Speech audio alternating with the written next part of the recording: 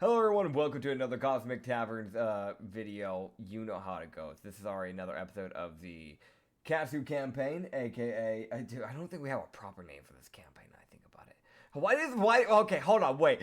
Real fast sidetrack straight away. How have I managed to come up with a campaign name for the fucking Hojido, the Tavern Archives, but not for the fucking main campaign of the channel? How have I managed? You know what? No, this is the Katsu. That's all it is. You just get a name. Okay, but welcome to the Brothel campaign. It's the brothel campaign. Yeah, you're right. It is the brothel campaign. I'm gonna go back to every single Katsu video and change that, and so it says fucking brothel campaign. Well, this is permanent. Just have now. it as the moving brothel. Moving brothel campaign. Yeah, this is a good idea. But welcome all to another video. It's your boy, fucking Nitsify. And we also have our co-host here, Acrid. If you hear him in the background, it's probably either his girlfriend Anya, aka the black cat on top of his head, or the ghosts inside the hotel. That being said, I play Katsu. This motherfucker, and I play everyone else. Yeah, he plays everyone else. It's a solo campaign. He's the DM. This is completely balanced. So in case you didn't know, I guess little pre-warning for anybody who is new to the campaign. I'm going to try and start doing these for these podcasts because I'm going to be honest, probably needed. Because I know some people listen to audio only, don't check descriptions. This podcast is heavily homebrewed. He sends images sometimes, so of like NPCs. So if you hear me describing the NPC instead of the DM, you know why. And second of all, right? There's sexual humor and other types of humor. So if it gets really gory, really dark, really fucking close to being offensive, because there's things like the claim system in the desert, or just outright sexual humor. You have been warned. Expect this shit. Yes, that tavern music. Holy shit. Wait, Acrid, be quiet for a split second. Why is it so damn loud? Why are you so fucking loud? Why is it all... What? You quiet down, my dear sir. Okay, I've gotten it fixed. It started blasting out of nowhere. All right, we're good now. Hey, you can talk again. I had to check the audio levels. Okay. Sorry. That's funny, man. I was like talking, and then tavern music was like normal. It was like blah, blah, blah, blah, blah. I'm like, the fuck? What the hell?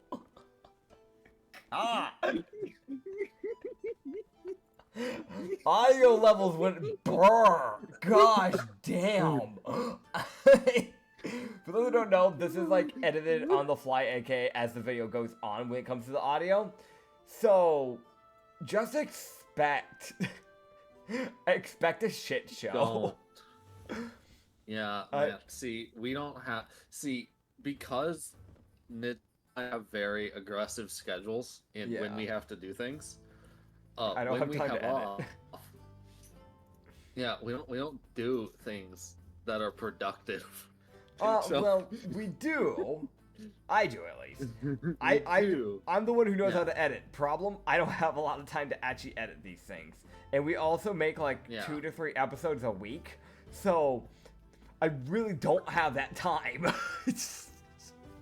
Yeah. Yeah. Or, there's also just where sometimes we just end up being lazy and play GTA 5 all day. Or some other game. But yeah. Either way, that's Acrid. I'm me. Hi, I'm me. Oh, hey, man. But yeah, we're in the Katsu. So. Uh-oh. Yes, a little catch-up for everyone. Yes. Just so everyone remembers. Yes. Your internet's good, don't worry. It fixed itself. It just had a little hiccup from the very beginning. You're fine. You're good. Okay, I was on the run, right? Yeah. Big mood. Helpless ratio, yeah, big mood. Okay. Okay. Good. Yeah, we're good. Yeah. Yeah, you're good. You're good, man. You're good. Yeah, so little update for everyone, just so everyone remembers. Yeah. Katsu has not even gotten to the second town No. in his journey. No. I have picked up some dancers. I think. Yeah. Uh-huh. I picked up some dancers, got you some bouncers. Got a full team. Yeah. Got a full team. Yeah. Problem is he has gotten a full team in 10 days. Yep. And we also got to see a moth demon be unleashed. We got attacked by bandits. We had a random aberrant dragon lady land on our thing, telling me, I work for you now. This is not an option. Buy me things. Yeah. There was a bit more to it. Yeah, but I'm just summarizing it down. Yeah. Yeah.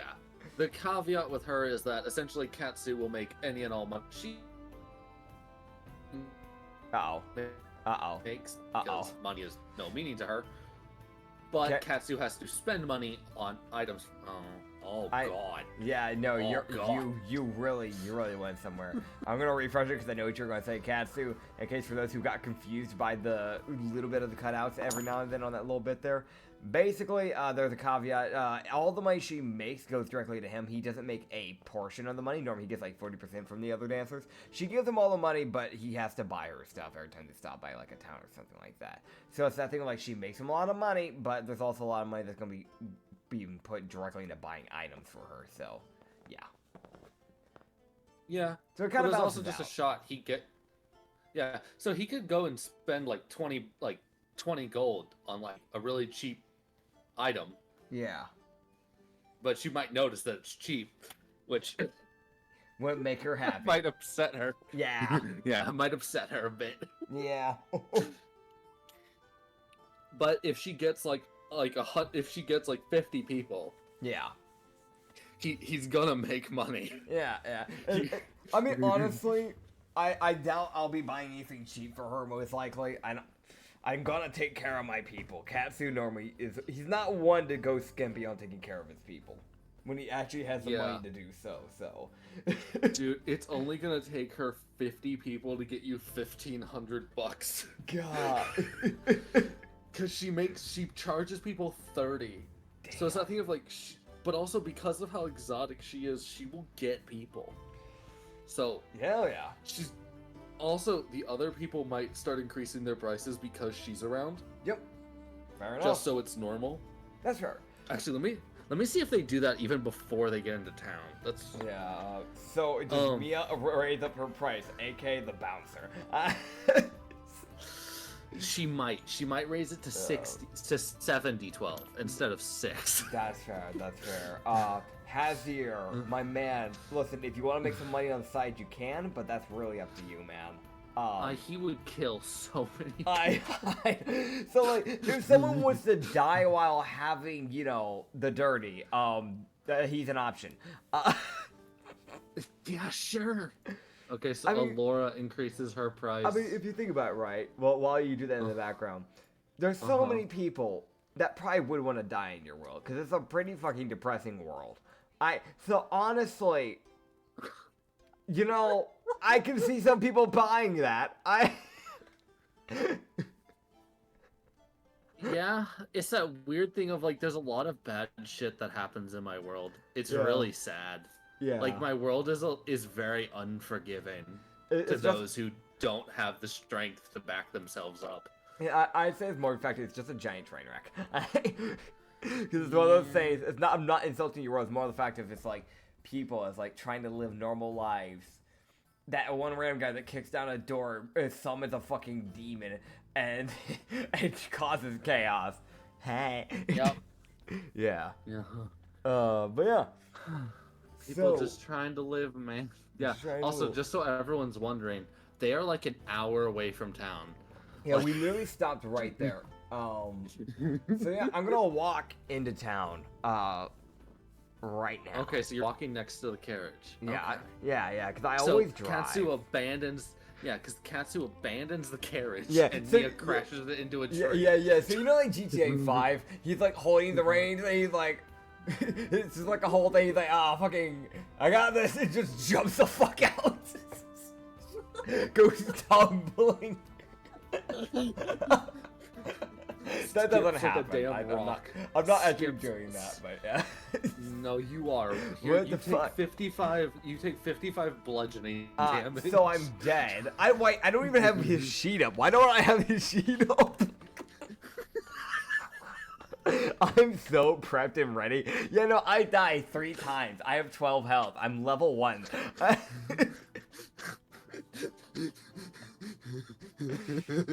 I could die twice from that damage. That's funny. No, you would be killed outright twice, and then you would be knocked into death saves on the 3rd go around. Okay, so yes. Anyways, so I hit them with the big ol' eyes. You get shot. No. They got all saved. Okay, I love how we're like, yeah, we're gonna do D&D. Anybody who's come into this fucking podcast and doesn't know the bullshit that happens before every campaign, I will let you know this is normal. We normally, before we actually ever get into the campaign, we always say some random bullshit, and this is currently happening because this man is having to do prices. I had to prep everything. I had to like reorganize some shit. Yeah. Imrak, do you? Her name is the aberrant Dragonborn's name is Imrak. Yeah. But she introduced herself as Emra. Yeah. Because she knew that'd be easier for people. Yeah. Does she increase her price because she thinks it'd be funny? No, she doesn't. She's like, I'm gonna see how people react to 30. Fair. That is fair. That's pretty fair. Okay. Yeah. So. But she's also really good at seducing people, so this will be fine. This is fine. I may be a Yavina follower, but I'm horrible at that, so I definitely won't be the one doing that. Yes, with her +9 and advantage at persuasion. Wait. I just realized, why do I have better persuasion than her? I have a +10 with advantage because I'm a Yavina follower. What? Oh, because the actor's mask. Yeah, actor's mask. Yeah, no, that makes more sense. Okay, no, that checks out. Okay, so can I go into the city, or like, am I banned or something?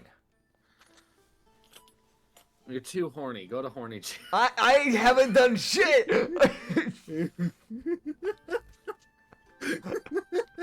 What the hell? They took one look at Emra and went, nope. Don't do me like that, man. For anyone wondering, if any person in this group would send this party to horny jail, it's Emra. Because of how she dresses. Yeah, no, that does check out. It does check out, sadly. Everyone else has like a fair amount of clothing. Yeah. Like that has like a fair, like enough where they could pass for like just being a little bit skimpy.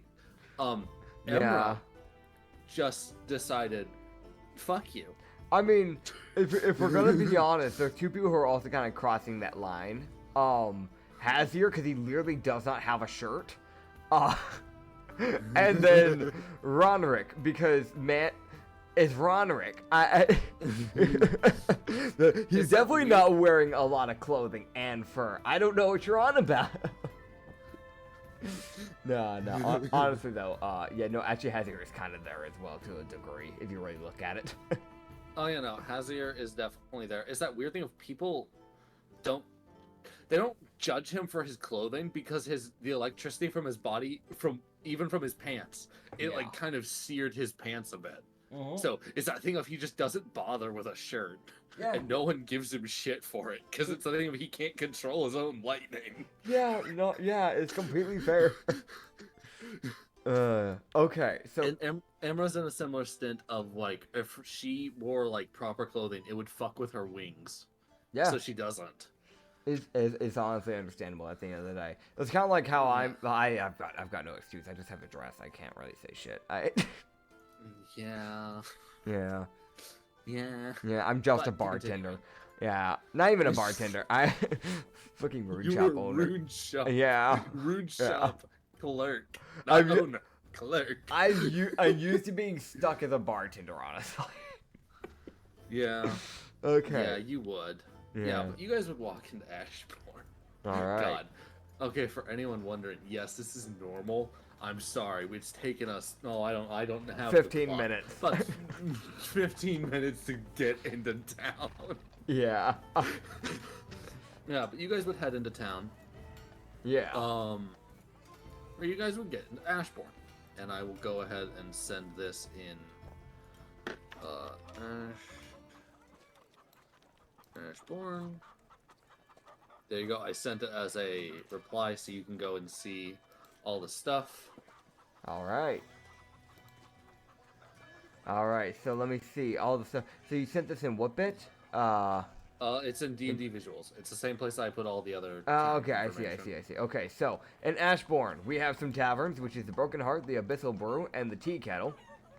We have the Blacksmith, which is the Broken Beard. We have the Shieldsmith, which is the Wallbearer, and an Artificer store called the Clacking Stein, library called the Logic Book, and the alley markets called the Chameleon Dealer and Thieves Guild. Huh.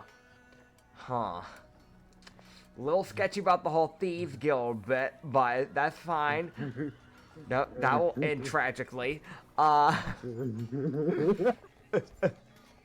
It's fine. Okay, so I know we kind of just need to set up shop. Is there like a main like market area? Yeah, so you guys kind of like pull into town a bit, and you would see Ronrick hop down. Mm-hmm. As he would walk over to one of the guards and start talking to him. Ronrick, All right. try not to intimidate him on accident. Can I accompany Ronrick just in case? That's like. You send the ranger with 9 charisma to do the talking. Yeah. I'm gonna walk over with him. If Mia and Hazier can just look over the caravan.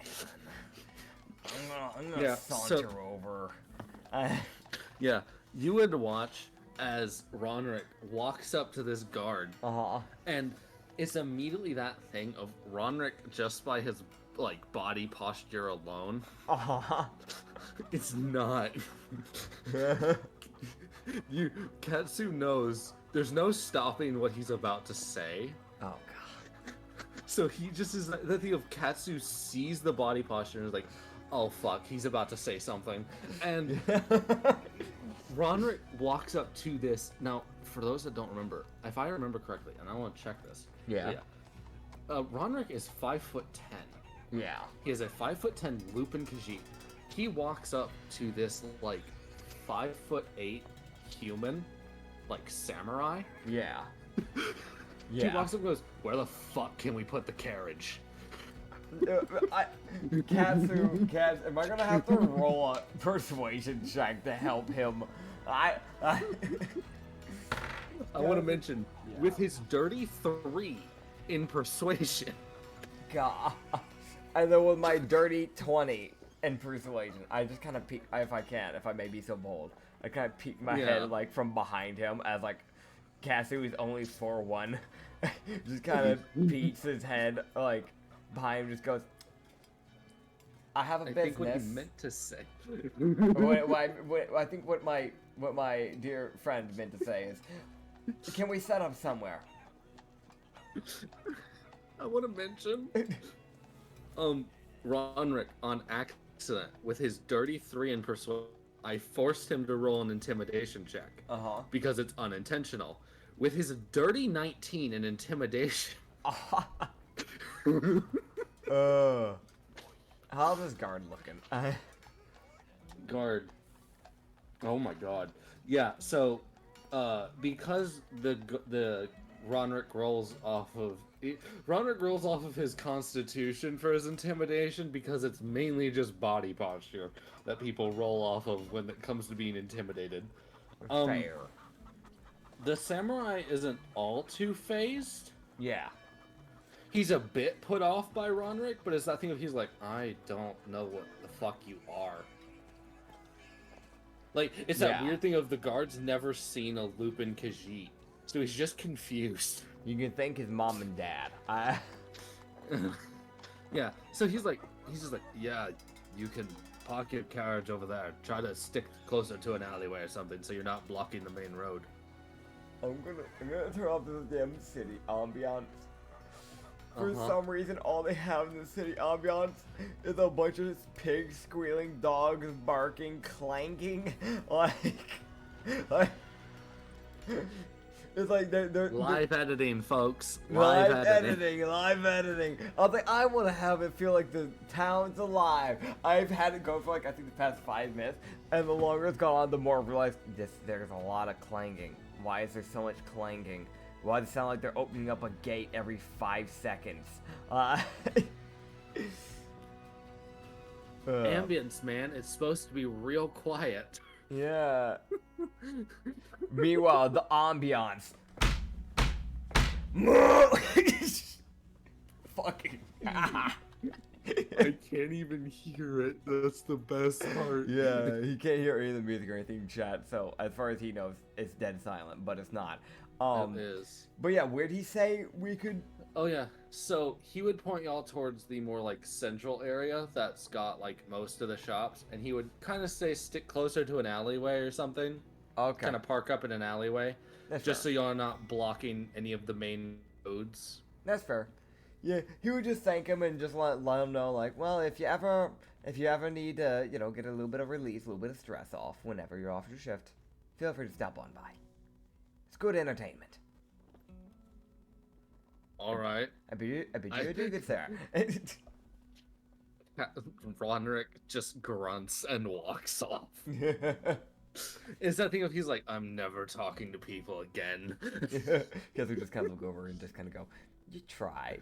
You just gotta try again next time. Maybe you should try talking to Mia. Maybe use Mia as like a testing dummy. No, I'm not saying she... Don't tell her I said that. Perception check, Mia. I need to prep the fucking run. So Constitution check to see how loud he said that. Well, this is a good start. Let me see. So where's my con? Constitution check. So with my 4 plus 2, 6. Oh, okay. So he said it pretty quietly. Okay, thank goodness. For once, you wanted a bad number. Ronrick reaction. He like lightly chuckles. Yeah. But it's more he's chuckling at the. Don't tell me I said that. Yeah. Bear. Yeah. Like Katsu dealing with his 2 pretty intimidating teammates. It's more the fact that he knows Mia will more than happily punch anyone. It doesn't matter if you're a friend or not. Katsu doesn't feel like being punched. Yeah, it's fair. Alright. Oh god. Oh, it's funny. That's funny. Cool. Alright, so let's go set up, I guess. And yeah. So, you would see as oh god, okay. Mia, how well do you park this carriage? How well do you park this bus? Oh boy. Mia, please. Mia. You would see Mia ride up, and you see her looking, it's like, okay. Because it was that thing of, like, she'd slow down the carriage enough so she could hear about, like, the go into an alleyway thing. Okay. So she was like, okay. You see her. Uh-huh. Like, look. Like, she's like, ah, yeah, I like that one. Yanks on the fucking reins. And you just see the horses go, oh, okay. And they just dart down the alleyway. God, no. Katsu just kind of looks at Roderick and just goes, I'm driving next last time. Yeah. So you would round the corner, Yeah. and you would see that the carriage is like right there. Okay. But like it's that thing of like the side that doesn't have the door, thankfully. Yeah. But the side that doesn't have the door is like maybe like 5 inches from the wall. God. Mia. There's- No, you can't. Repark it, buddy. She can't. It's not a fucking car. Just reverse. The horses can reverse. There's just a shot they run into something. Yeah, no, that's fair. I mean, are they directly in the alley? That's what you said, right? They're in the alley? They're kind of in the area that they were wanting to be in. Okay, so then it's fine. She did do it correctly. Yeah. It's just like she cut it really fucking close Yeah, with gotcha. the fucking wall. Gotcha. Katsu would just kind of like look over to Roderick and go, if you would do me a favor, Roderick, could you and Mia start setting up the shop?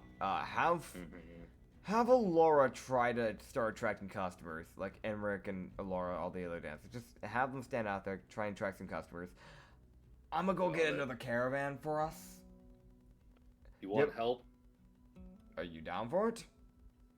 I mean, you could also grab one of the more talkative people. He looks at Mia. Hazir, Roderick, you guys can stay here. Mia, you're coming with me. Mia, don't sass me, please. Please. Not today. You heard her give the most, like, enthusiastic, Okay. What are we doing? I read that as fucking sass. It's that weird, like, Yeah. it's technically Mia sass, Yeah. but it's mostly interpreted as, Enthusiasm. sass. Enthusiastic sass. Gotcha. Mia, come on. We're gonna go get a caravan. Okay. Yes. Yavina demanded it. I don't really have a choice on this.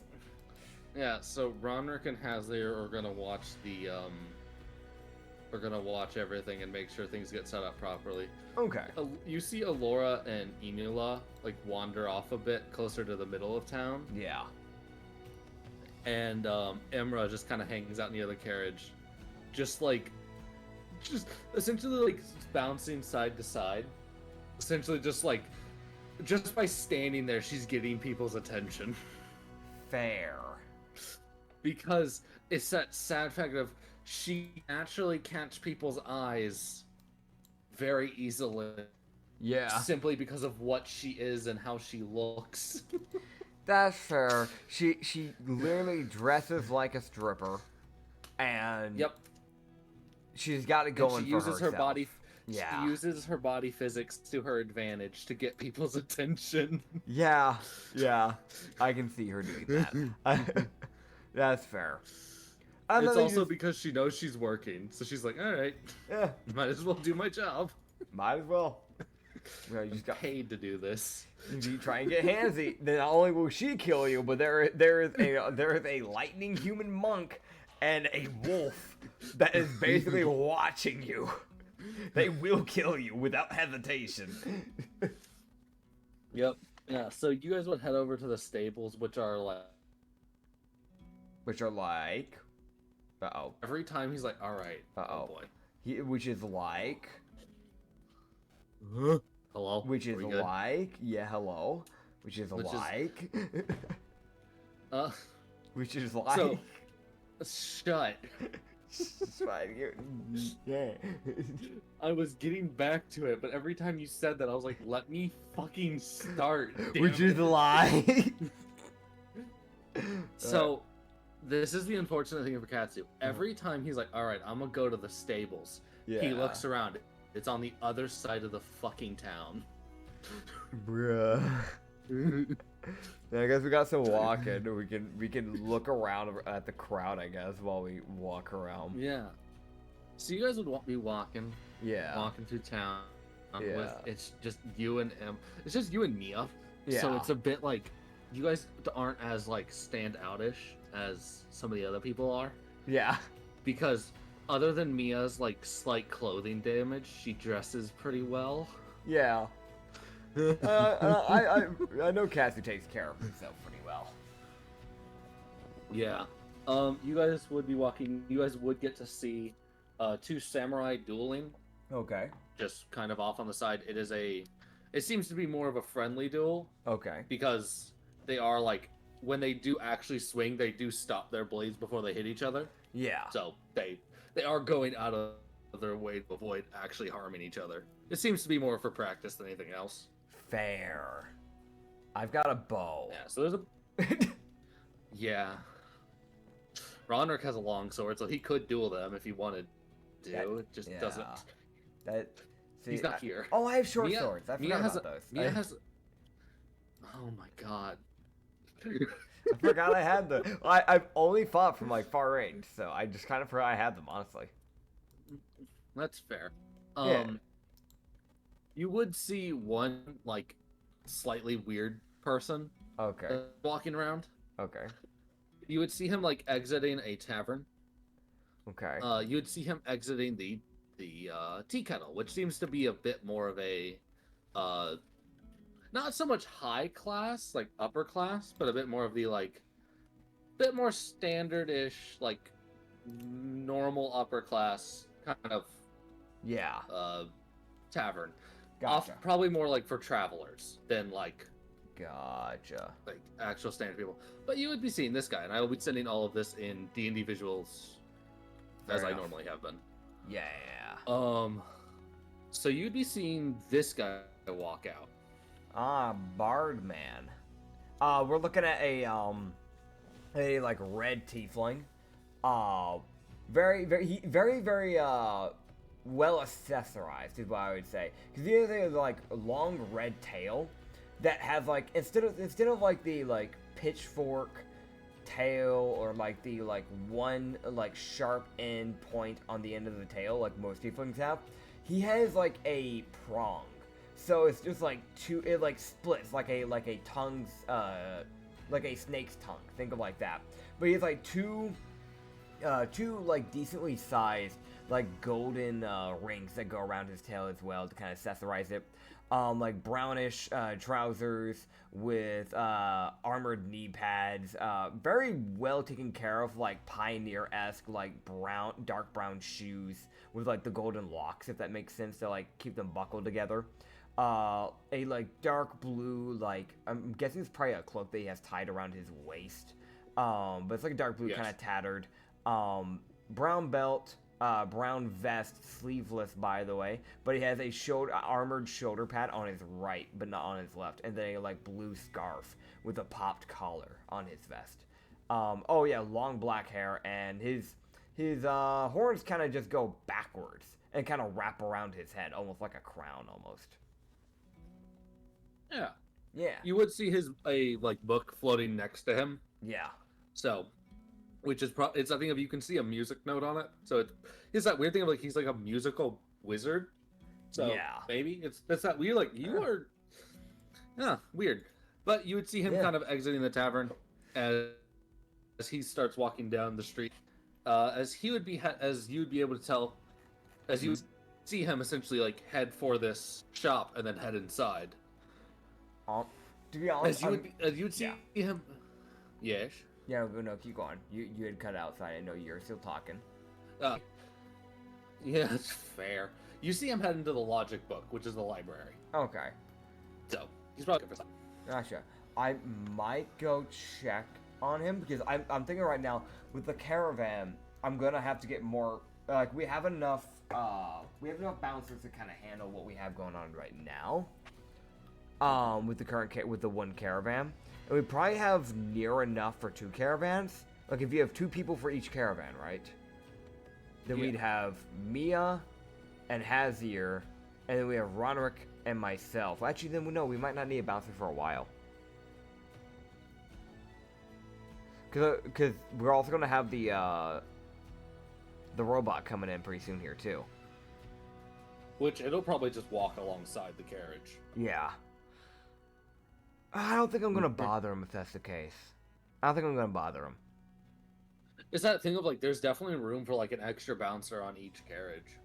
That's like, it's like you could get a third person for each carriage. I mean, I guess on the bright side, if I got like a third person for each carriage, then there's one person that could always do driving, so that way it kind of like, it makes it a little bit safer. So like the two tankier people could probably be like the people actually walking alongside or like riding, and the person driving could be like the one of the like people who can't take as many hits, because they're less likely to be attacked straight away normally.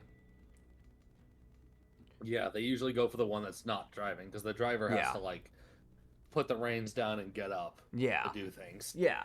So I guess it might be worthwhile, I guess, checking on the dude. So I'll go into the library, see what he's looking at, what he's looking for. Okay. So you would see him as you kind of look around. You would see sitting at the counter. This is someone that you would notice. You can go ahead. No, he wouldn't need a perception check for this. He'd see these people. Yeah. There's a few interesting people.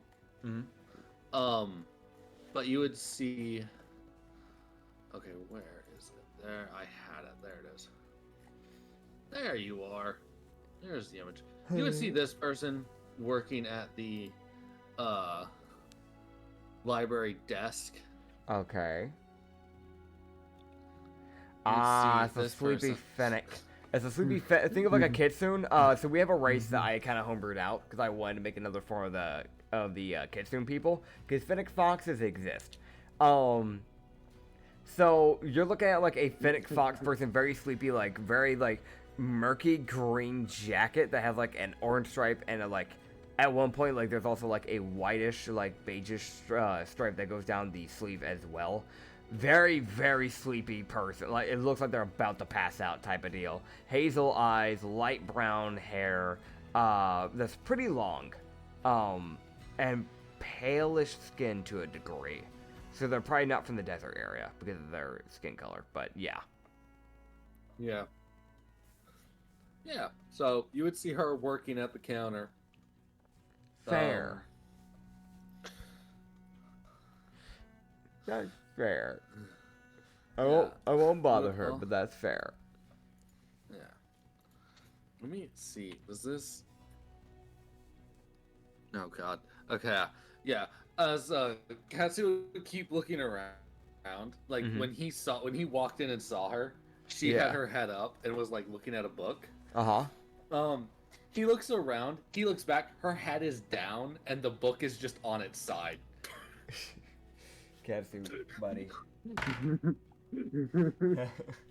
Katsu kind of just walks over slowly, checked for a pulse, because that was way too fucking sudden.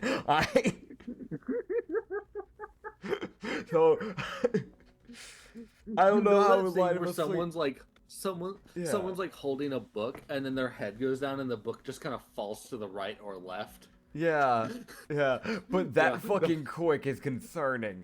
So, yeah, no, I don't know how live asleep this person is, if they are alive, but I'm just like, Katsu would just walk up, and I don't know if they'd even feel it, but just like puts like the two fingers like on the neck, like, you alive, you good? He would feel a pulse, she does not react. Oh, God. he just looks up at Mia like, what do I do? You would see like the back door open to like the library, and you would see like this old trident wizard walk out. You see him look, and he's just like, this is the third time today. So she's not in a coma, right? No, so is that Katsu asking? Yes. Yeah. So you see this guy look up, he's like, no. She just doesn't get enough sleep, apparently. That's a problem. You would see him walk up, tap the book, yeah, and then walk away. God.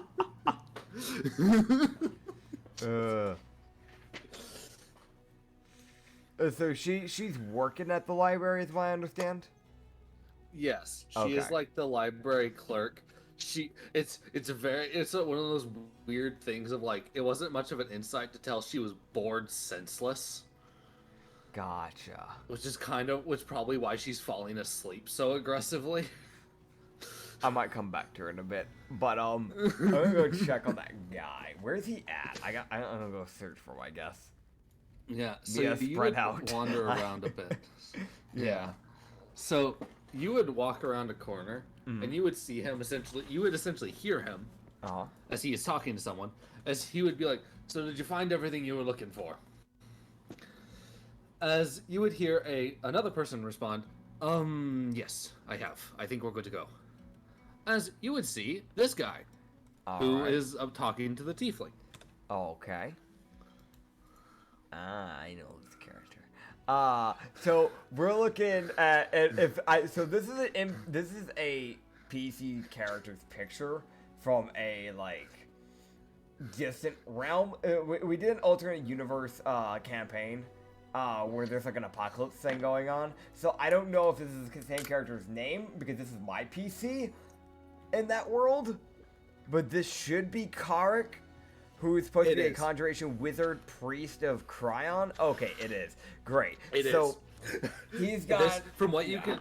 It's not one of those things like this guy probably is one of his guards from what you can tell by how he's. It's that thing of like the tiefling's kind of standing there like with his like. It's that thing of he's kind of got his arms crossed as he's talking to him. Kind of like a guard would, like, okay, I need to make sure you're doing good, which is probably why he's checking on him. Yeah, fair. So you're looking at a high priest who he's not the type of high priest that's walking around like all fucking what's the word? Bougie, I guess. Like because like for those who don't know, in the D&D world that Acrid has, people that have that type of nobility status normally they dress really fucking asshole like. I don't know how else to put it. They you know what I mean? Like they put like millions of dollars in just their clothing because they're just dicks. He doesn't dress like that. He's got like black slim trousers with like some like golden buttons on the side. Like very nicely, like a very nice white dress shirt that's like folded up like halfway up the sleeve. So it would be a long sleeve that would go all the way down to the wrist, but instead it only goes like up halfway because he's got it folded up. He does have some black rings on his middle finger and his thumb. He has suspenders, like yellow golden suspenders that kind of go around.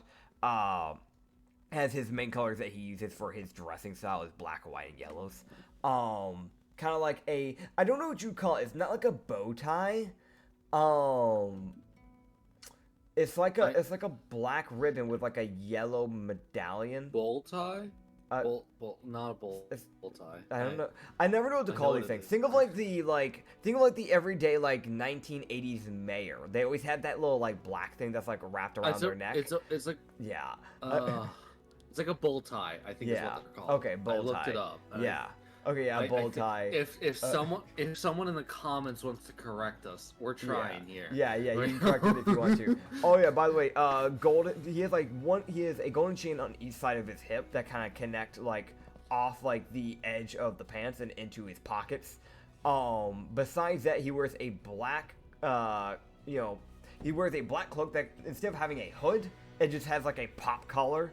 So it kind of comes out like a like Count Dracula type of like pop collar. Think of that. With a like golden, like sigil of Cryon like on the back of it. And then very long black hair. It's very bushy. It's not like long in the way of like it's not well kept. Yeah, it's I think of like it's like most nobles. It's like very like well taken care of. He's got that like very curly like bushy bedhead. That's the word for it. Very bushy, very thick, long bedhead hair that comes down to like his like shoulders. It's mainly black, but there are some like strips of like blonde and white in it. But mainly black hair. He has very like golden rimmed circle glasses. And you know, like how librarians always have like that stereotypical like thing that like connects the glasses onto like around the ear. He has that, but it's like little golden chains that go around it. And then he has a on his right ear because he is a high elf. He has a like black ear stud, stud Yes. like on his right ear, and that's it. That's what he looks like. So Yeah. fun. Yeah. You would also notice that sitting not too far away, Mm-hmm.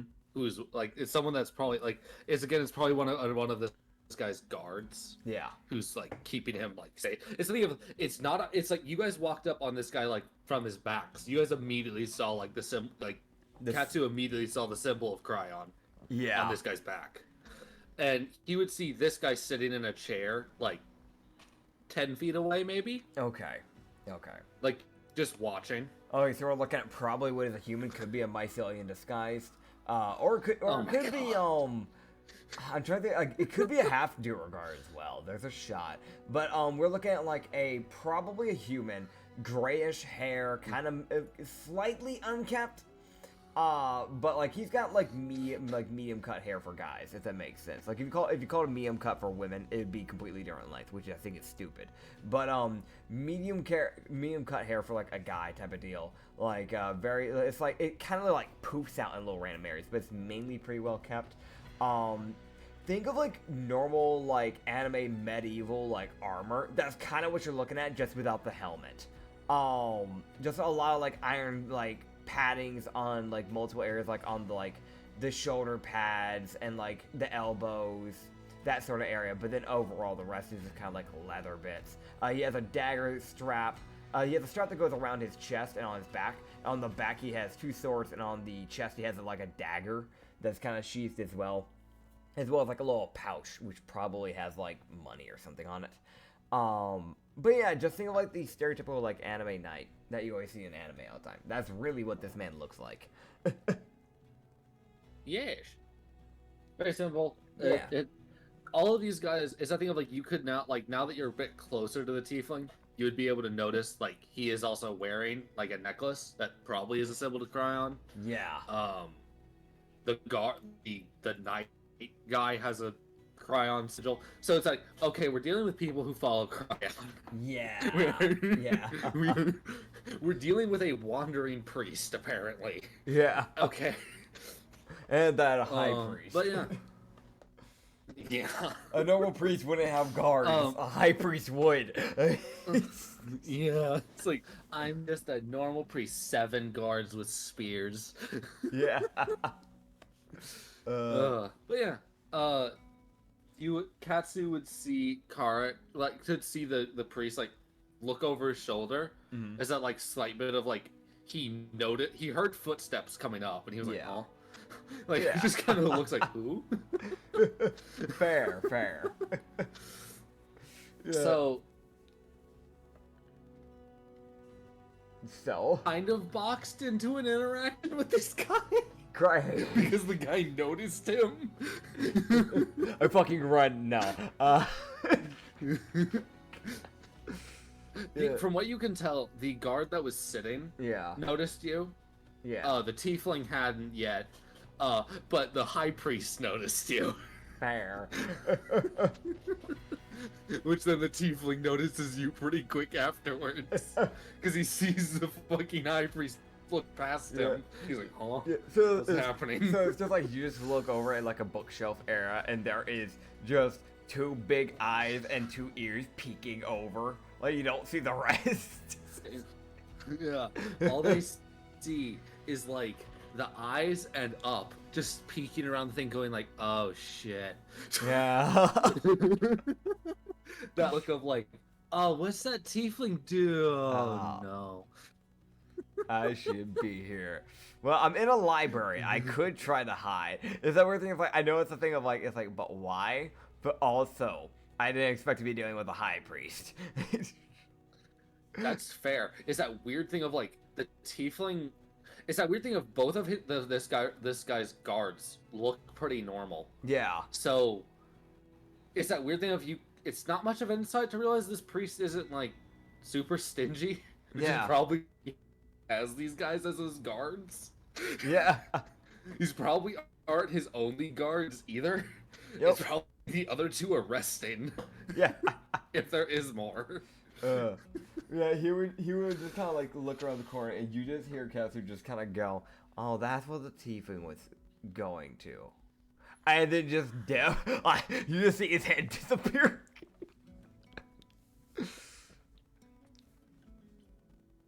You would hear the most like genuine. Well, that was an interesting fellow. Anyways. Oh god, it's like as Katsu's just walking away, I don't even know how much they'll be able to hear of it. Katsu just kind of looked at me and go, "So I don't think he can be a bouncer. Looks like he has his own duties." Mia's just like, well, I found someone else. Who? I found it interesting. I think.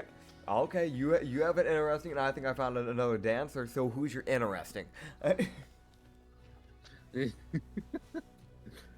She would kind of point over to the right, which is that weird thing of like he points over at a girl who's a female lupin. Oh, She would see this lady. oh, she looks like she wants to kill me. So we're looking at like a lady who has, it's like a sleeveless kimono. I don't know how else to put it. So like, you know, like how normally kimonos are like very flowy, right?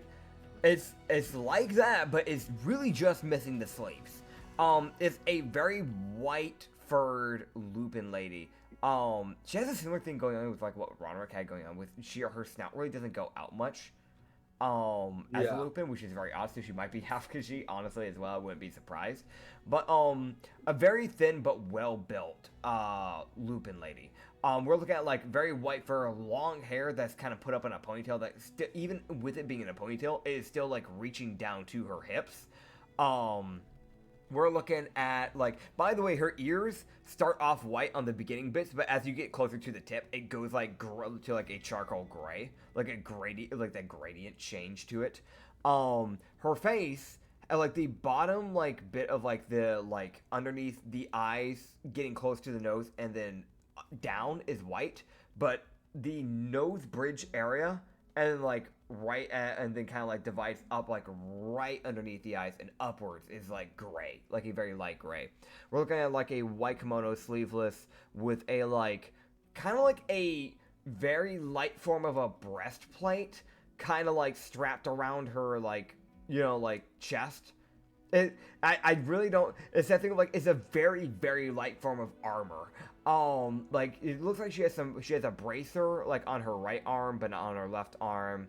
And besides that, like after you get like to the like stomach area and down with the kimono, it goes from like a white to like a navy blue. I think that's navy blue. That's kind of hard for me to see. Yes. And then I think that is a black tie that kind of goes around the waist as well. But yeah. Yes. Okay. So that's the person Mia spotted. Mia has not spoken to her. Okay. So from what you can tell, this lady around her like left arm is like a bunch of red like wrapping. Yeah. And her hair is kind of going everywhere. Yeah. So that red wrapping is probably for her hair. Probably. that makes sense. Well, he should just kind of look to me and go, "You want to talk to her, and I'll just go deal with the other." I can try. I think you got it. You're good at talking. I just. Oh, God. Yeah. It's one of those weird things of Mia has definitely picked up. If she fucks up talking to this girl, she's probably gonna get in a fight. Okay. Oh, she said that it'd be different on the outcome. I go walk over to the Phoenix Fox. Okay, Mia's got this. Yeah. Persuasion. Oh boy, okay. Great. Alright, so Katsu would walk over to the Fennec, Is she and out? as he would get over there, so as he would get over there, he would hear like a very high pitch, like beep that goes off. Okay. As the alarm spell the wizard cast would go off.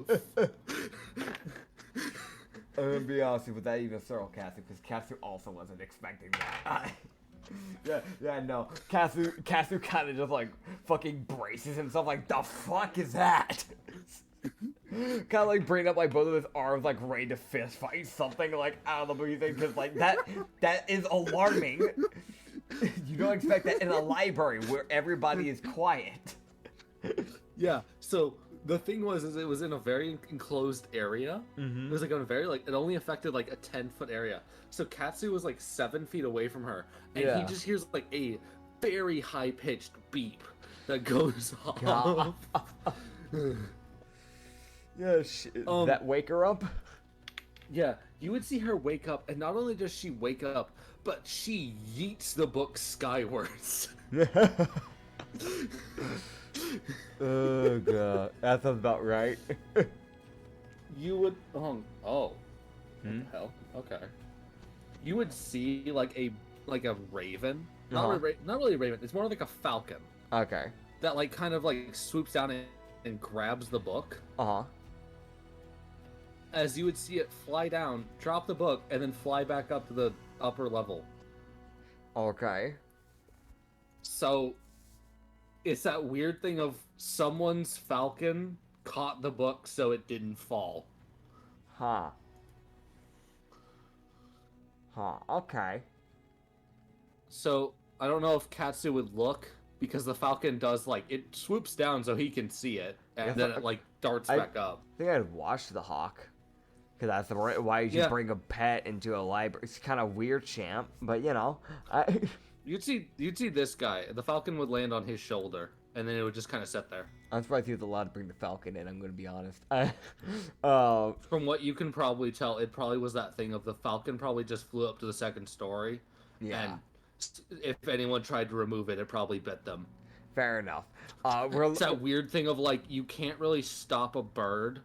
You know what I mean? It's like you try to grab it, the bird just moves to the other side of the building and stares at you.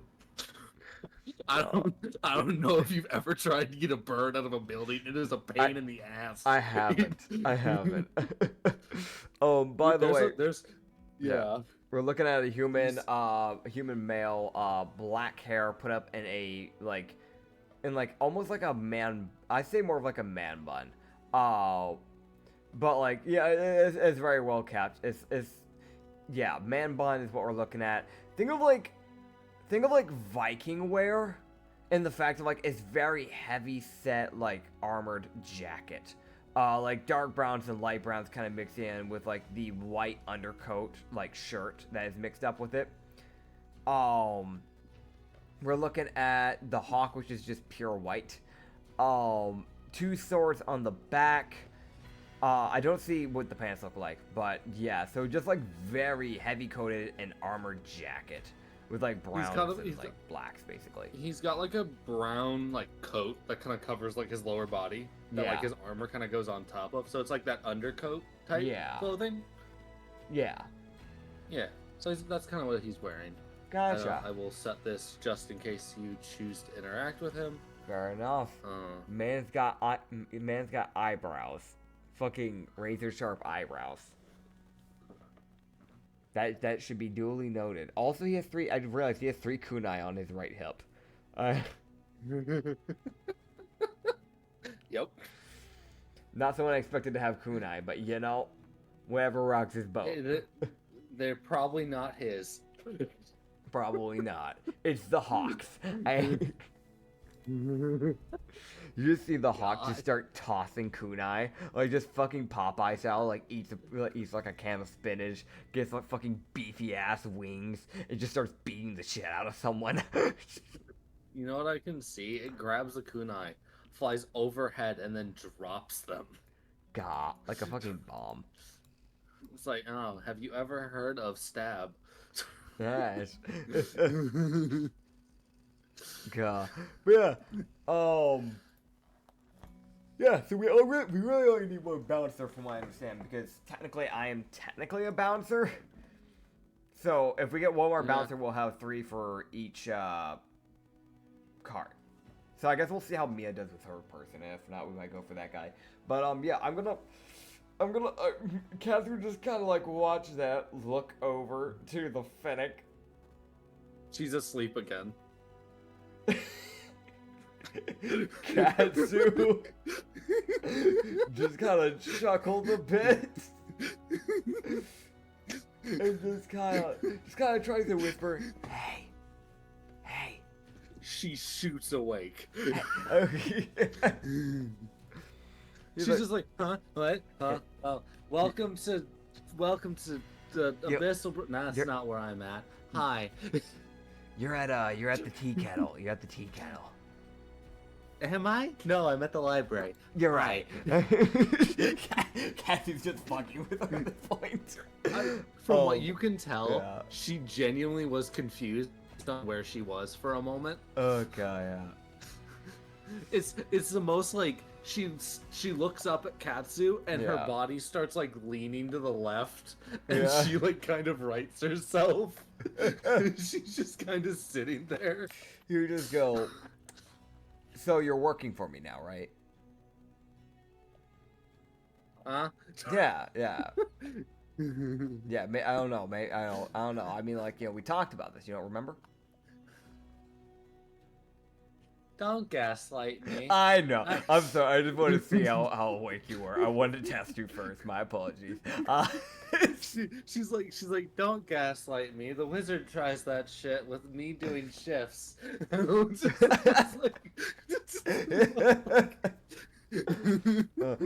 just go, I could actually see that happening, sadly enough.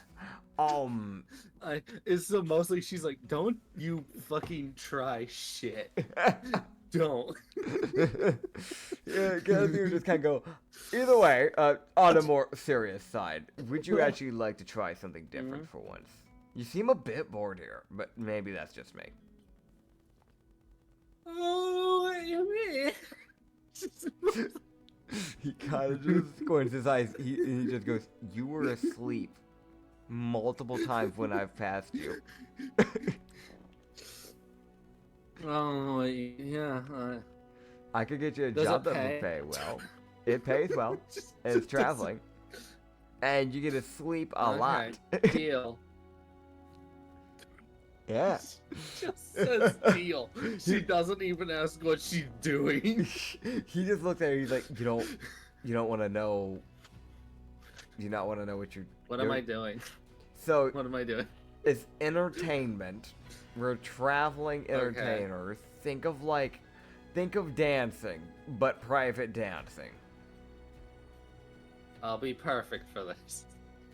Hell yeah. Yeah, you seem like a person who might enjoy something like that. It'd be a little bit more lively than this, that's for sure. I need that. Yeah. You just go, trust me, I got tired. I started the business recently. I got tired of being a clerk for a rune shop, so I understand your pain. Yeah, so she'd be like, well, where am I going? When are we leaving? What am I doing? When am I doing it?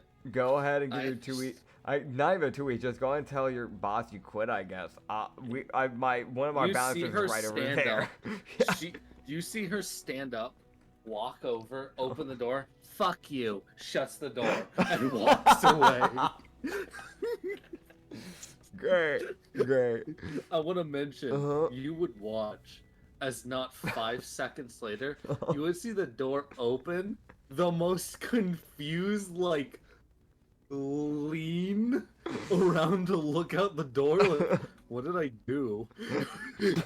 Katsu just kind of looks at him and goes, I think she quit. That's the second time this week. He shuts the door. He looks at her concerned. He's like, you. She walks out. She just walks out of the fucking library. She's gone. Oh, great. The person that will possibly quit at any given moment. Great. Awesome. Oh no. So, the wizard. So she's waiting outside. Yeah. She'll probably explain herself. That's fair. If she remembers. That's fair. How's Mia? I look over at Mia. I begin walking over to Mia. You just hear me mumble, "Death say." Yeah.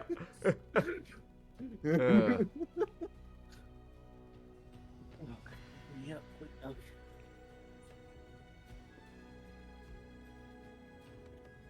Okay. You would walk over. Mm-hmm. Mia is walking towards you. Uh-huh. And she goes, "You try. I'm gonna go outside." Okay. And she just walks out. As you look over at this Lupin girl, Uh-huh. who just has the most like "I'm about to strangle someone" expression. Gotcha. Katsu. So from me, I want to. So it's not an insight. Mia definitely said something and offended the living shit out of this woman. Fair. Katsu starts walking over, waving at her with a smile. She squints at you. Muriel fucking hits her with big old eyes. I'm gonna roll for this. I'm gonna try and charm her. Natural charm. It's not magic charm, it's natural charm. 21.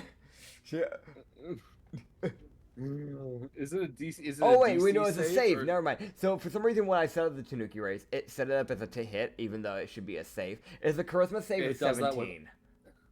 It does that with all of the things. Don't worry. Yeah, it always throws me off. But yeah, it's a charisma save of 17.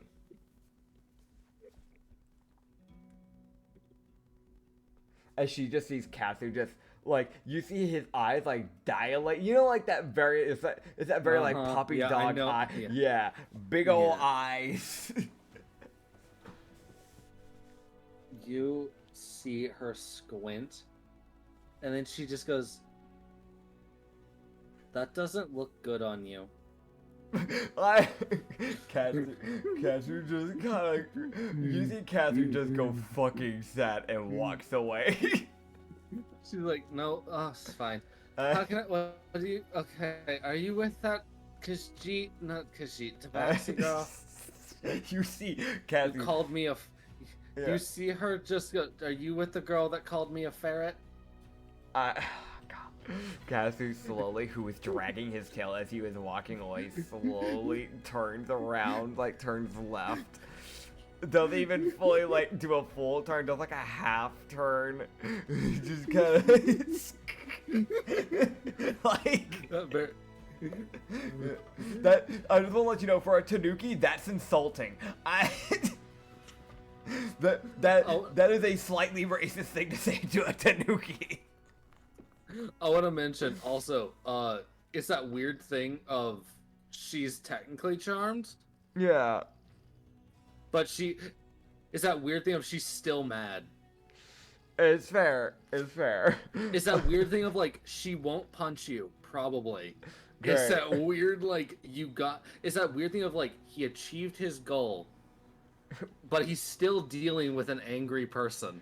Yeah, So it's fair. it's that weird thing of like Mia was racist. She was like it was that thing of it was not intended to be Yeah. racist. That's what he can tell. It's not an Yeah. insight. She didn't actually mean that for it to be as insulting as it was. Yeah. It was more of her saying that the big old eyes thing doesn't really work on her.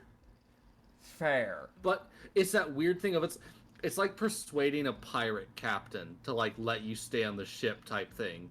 Like Yeah. it works in like a backwards way. Yeah. Because they think it's funny. Fair. So it's that weird thing of like she did not mean that to be as insulting as it definitely came off. Yeah. But she got called a ferret, so It's fair. Yeah, he would just kind of look at her and go, I don't think she meant to call you that, but yeah, she's my and bouncer. I did not mean for that to. Yeah, and I did not mean to make you feel bad. Apologies. It's okay. Now, I guess we should get off on a bit of a better foot than what your bouncer and I got off on. Yeah, Oh God, I'm tired. that's fair. I just recruited a Fennec that was also pretty tired. I just got off of a job that I didn't want to be on. Oh, what was the job, if you don't mind me asking? I was working as a. I was like a hand for a mercenary guild. Oh. I quit. I'm gonna be honest. I would never want to work for that. I'm not trying to be rude. but I'll seen never go mercenaries get back if treated that like tells you horrible. anything. Yeah, no, that's I'll fair. never- I've only heard like nightmare stories from like mercenary friends, so I wouldn't want to do that. No. Well, if it makes you feel any better, the job offer I was gonna try and give you, I won't treat you like shit. Oh, well, you've already got my attention. Yeah. So basically, I'm working on setting up a like caravan business. We started a little while back. We actually have we have some dancers and things like that. But my friend Mia, who you got on off with a bad foot, sadly enough, she thought that you would be a really good fighter, for the for like protection for the people, because Well, we don't want our dancers getting hurt, obviously. And I hate to say it, I'm pretty new to the whole fighting thing, and I know I'm not the best of help. well, as weird as it is to say, I wouldn't mind also starting a newer profession. Okay. So I wouldn't mind doing the whole dancing thing as well. You want a double? I can do that. I wouldn't mind. Oh. I've killed enough people and I'm getting a bit sick of it. I wouldn't want to kill anyone anyway, so I do get that. I was trying to spare the bandits that jumped us like while we're on our way here, but Mia got a little blood frenzied. We didn't talk about that. Yeah, she said my nose looked like a ferret. Does she normally say things like that? She doesn't have a good filter, but she didn't mean horrible by that. I know she meant well. We have a I would have mentioned. Yeah. It's not an intelligence check for him. Yeah. Mia, with her lack of proficiency in persuasion, she got a dirty 5. Sad. So she opened up with like, "I like your nose. It's like a ferret." God. This woman almost threw hands with a barbarian. Yeah, you're just gonna go. Yeah, she normally doesn't mean that. But if it makes you feel any better, we have a one of my other friends. He kind of got discharged from the military, so he's working with me now. But his name's Ronrick. He's a half Khajiit, half Lupin. You might get along with him pretty well. Oh, we're similar then. Yes. Are you of similar? I can obviously tell you're part Lupin. Are you part Khajiit in the process? Yes, I got my abundancy of fur from my mother, and I got her looks. That's fair. That explains it. But I seem to have gotten my father's knack of fighting. Exactly like Ronrick, I see. You might get along a lot more than what you expect then. Yeah, Oh, boy. we're gonna be heading back over to the caravan, so if you want to follow, and you can kind of, get a feel for the job. Sure, I'll try and get along better with your bouncer. I hope Try. so. She then emphasizes the Try, yeah. Fair, it's fair. It wasn't a good start. But yeah, Katsu's gonna walk out. He's gonna look around for probably a sleeping Fennec on a bench. Nope, she's standing there waiting. She's awake!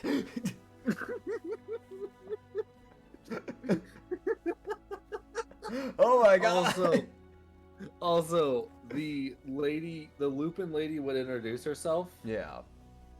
Her name is Corey. I about used the wrong name. Katsu. Yeah. She's like, yeah. Yeah.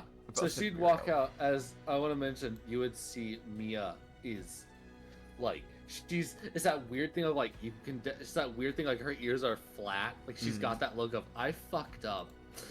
Yeah. Katsu just kind of looked at her and just kind of goes, I clear things up. Don't worry. Think of it as an eye for an eye. You said something that was slightly racist, and she said something slightly racist to me, so it's okay. You see the most. She did fucking what? She's like, no, she didn't mean it. She didn't realize. She really didn't. She's never interacted with Tanuki. It's fair. You don't see him very often. Yeah. Yeah, so you guys have got Corey, who's a dancer, who she's never done this. Doesn't know what she's doing. Fair. So she will oddly enough be the cheapest, but also she'll be wandering along with you until you get your carriage. Okay.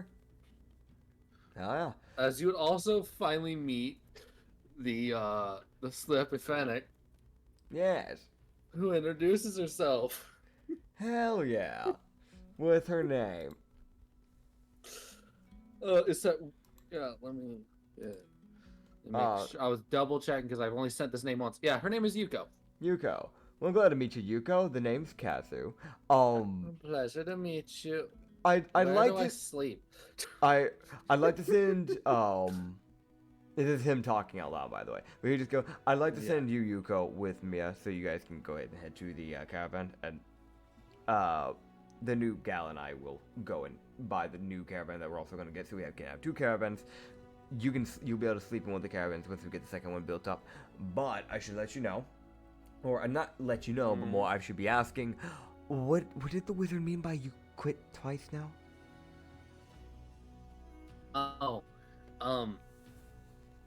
I put in my 2 weeks 2 days ago.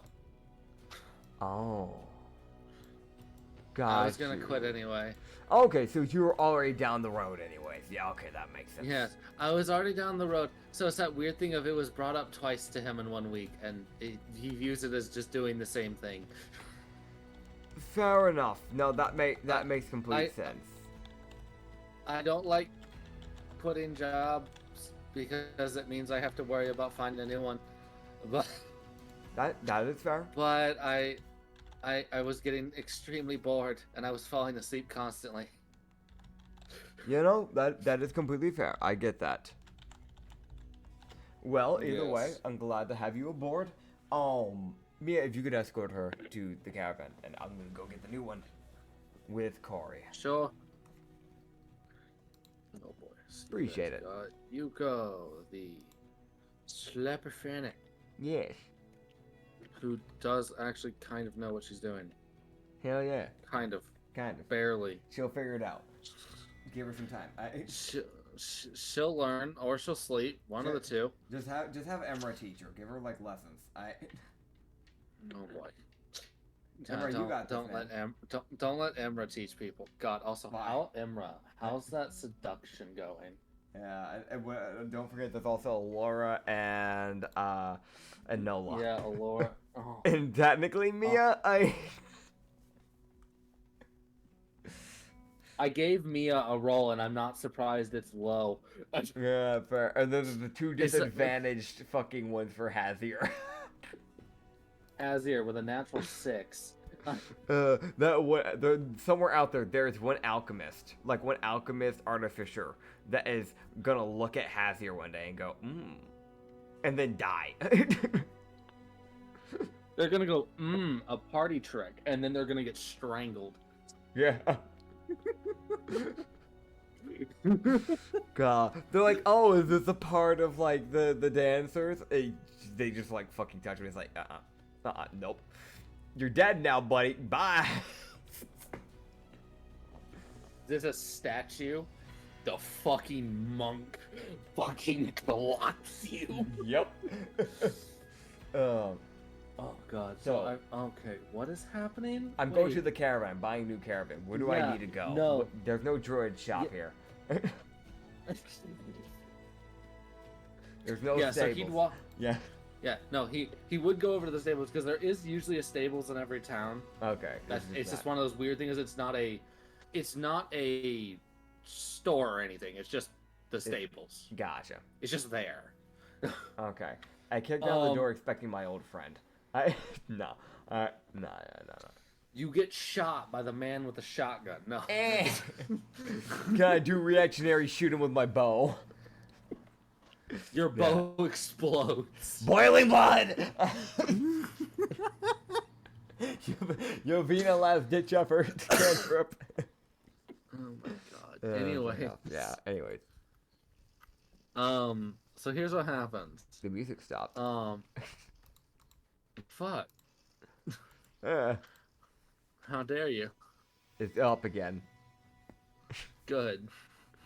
It better be. God. What you would see as you would walk in, you would see a Khajiit who's running the stables. Okay. Lukaji, man. She is running. Woman, sorry. Yes, yes. She is running the stables. Okay. There's a few horses, most of them draft horses, so it's probably the same. She is. Yeah. What is she doing? Okay, so you walk in at like. It's that weird, like the perfect and the worst time. Uh-huh. So, what she's doing right now is paperwork. Yeah. Okay. Just like it's that Yeah. weird thing. She's making sure that everything is correct for each of the people, Yeah. for each of the horses. But it's that most like just that droning work. Yeah, it's that work nobody wants to do.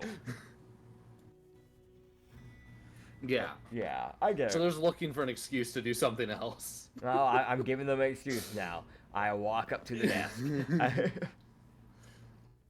You see her look up. She's like, Oh, hi. Oh, How tall is the those desk? Papers aside.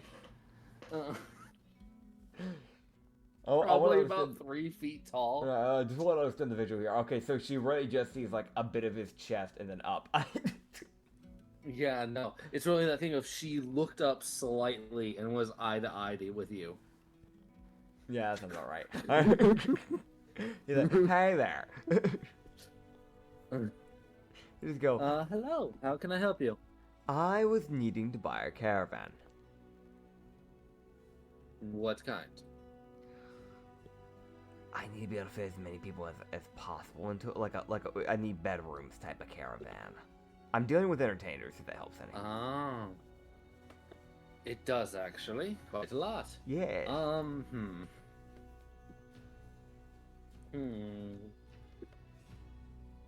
Well, let me see what I have in my stock.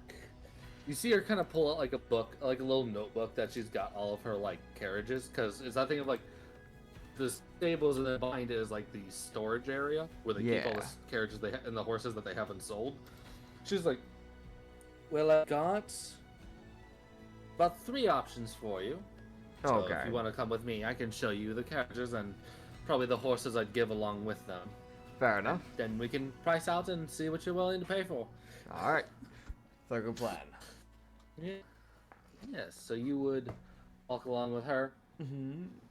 She would take Katsu out the back door. Yeah. As Katsu is being hailed by Corey, Yeah. who. Yeah, Is- Corey is also, to give you an idea, she's about 5'9". Okay. Yeah. So she's like right there with Pretty Wonderick lean. too. Yeah. That's kind of the average height for like Khajiits or Lupins.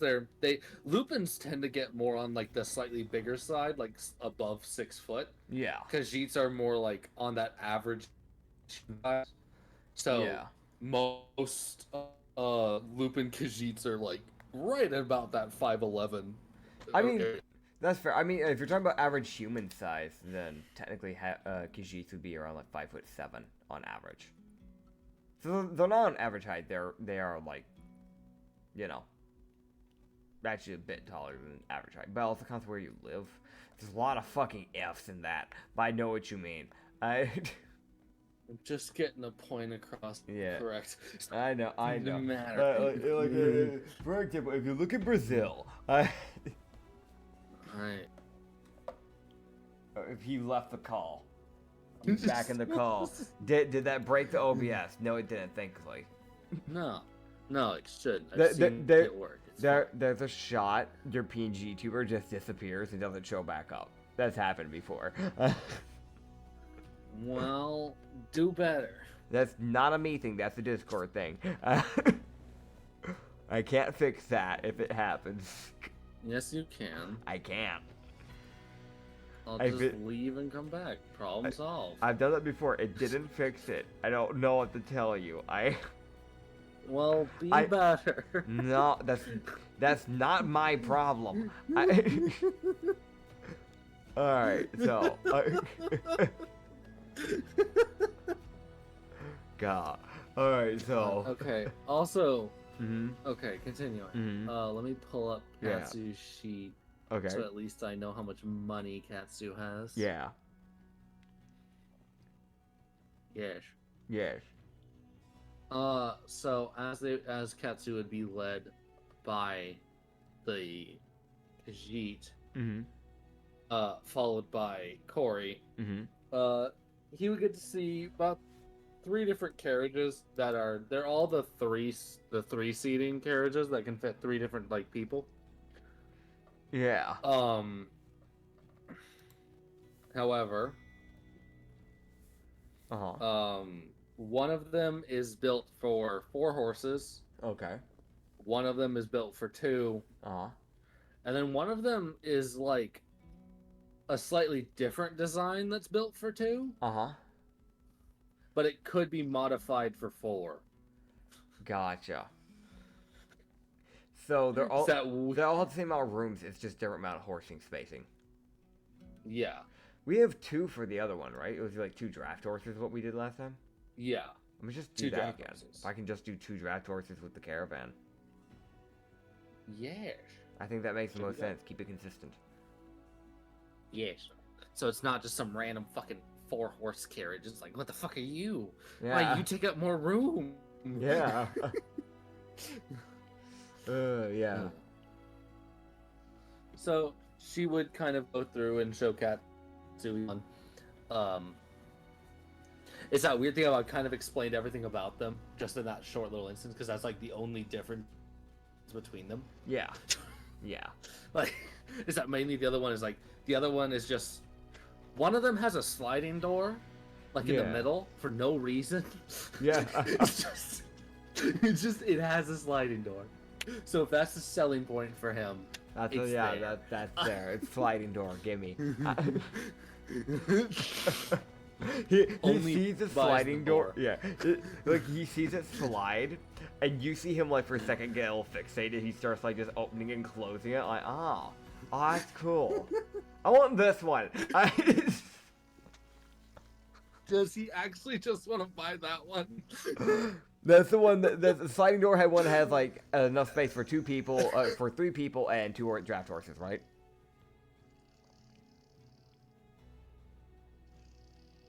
Yes. Yeah. So yeah, that one. Yeah. I was rolling to see which one had the sliding door. Fair. I was like, is it the one with the that fits 2? Yes. How lucky of you. Yay. So yeah.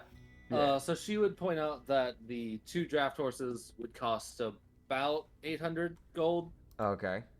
and with the carriage, that'll run at about out of the discount that she's willing to give, Uh-huh. about 1650. Okay, Gold. I can do that. 1650, I'll give her that. I still have a little bit of money, thankfully. If he wants to bargain, he can. I'm not gonna. It's the ca- it's one Stables of- don't make it's much one of- money. I'm not gonna be that dick. I. How about 15? Gun. I Yeah. love your 1650. In fact, how about 17? Yeah, I like that. Yeah. Mostly. Yeah. No, it's one of those things where like he knows, and I know as a person as well, both that stables don't make a lot of money. That's like one of those shops you don't really bargain at. Like just pay what they're owed type of deal. They Yeah, they it's don't that thing make of like she is giving you a discount because it's that thing of like you're buying a lot of things, so Yeah. you get the bigger item discount. Yeah, it's like 'cause the you're buying a bundle lot thing. of them. Yeah.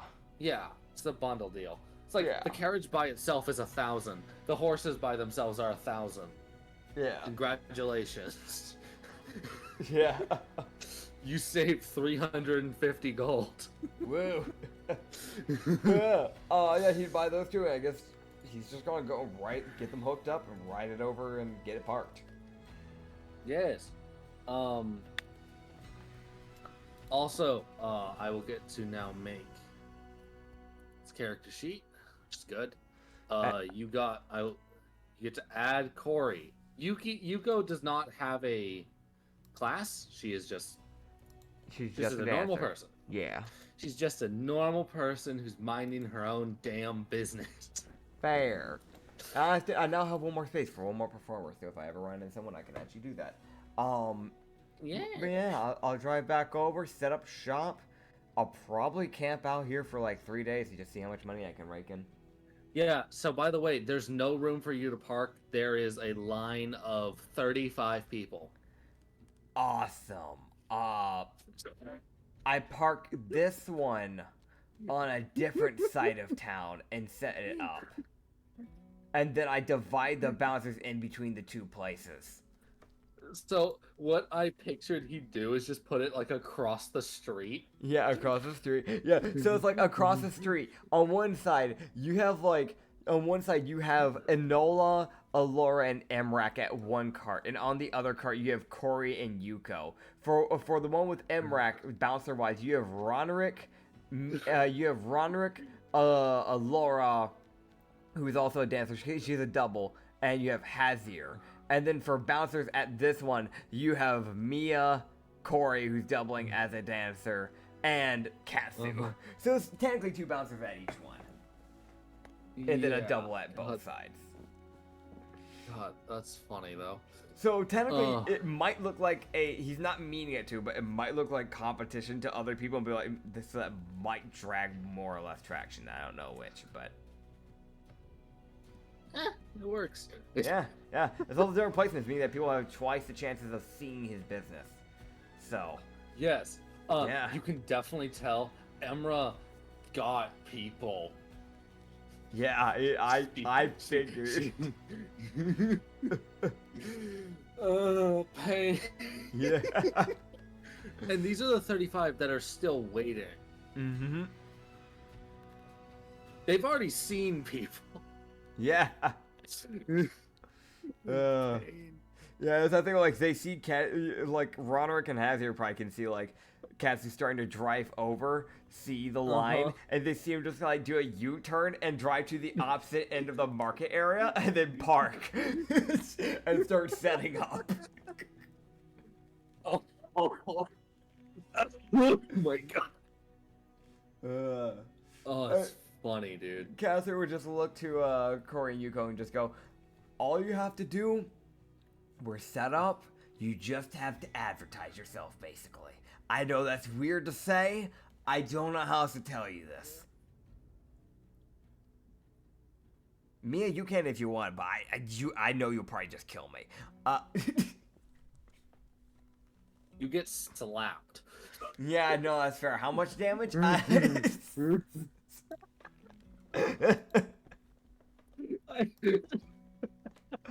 Okay, so I'm on death's door. Got you. So death saves. Dude, I want to mention. Fail? I love how Success. Fail. That was a joke. I died. Nat 1. If that happened, I would have died. I will let you know.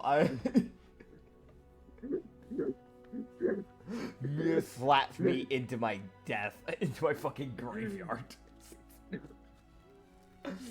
Oh my god, she would too. I know. Yeah, so I guess you should just give me fucking like dirty eye or something. Yeah, it's that weird like she does not slap you yet. Yeah. She really considered it. Katsu just kind of puts both hands. He's like, I'm just trying. Listen, he's like, it's there. You don't have to. I'm just throwing it to let you know it's an option. Roderick did it. Did he? Like he himself goes, did he? I don't know. You say that, you look over, you just see Roderick reaching for an arrow as he's staring at you. He's like, no. Katsu just like shakes his head because he knows he's not gonna. He's just like shaking his head. He's like, don't do it. Real fucking tempting. Yeah, I guess Katsu would just okay. try and help advertise it the best of his ability. Yeah, so I get to do math now. Do I need to do like a persuasion, a performance check? Yeah, go ahead and check? roll a performance to see how well you pull people in. Okay. Dirty 20, 12 plus 8. Okay, so Okay, so that's a lot. God, I'm doing math now, so this is pain. Uh, That is fair. That's fair. okay, so it's gonna get that many people. Corey gets this many people. Oh my God. Enola. Emra's getting the most, by the way. It's that sad fact of she will more than often get the most people. No, I can 100% believe that. Also, for the viewers and the listeners and the audio only listeners, and also the people who aren't going to be doing audio only, that actually watch the video in the process. Just gonna let you know, I'm gonna go grab some pizza and nuke it up, so you get to hear this man spitting nonsense. But if you want to skip it, I'm only gonna nuke it for 1:30. So just like skip 1:45 if you don't want to hear the random ramblings. I will be back. Yeah, try, man, try. Yeah. So hey everybody. So listen, for those that are curious about what the fuck I'm doing, which I know there's probably not a lot of you who really care about this. It's fair. It's that weird thing. It's fair. It's a lot of numbers. Essentially, all I have to do is figure out what the fuck.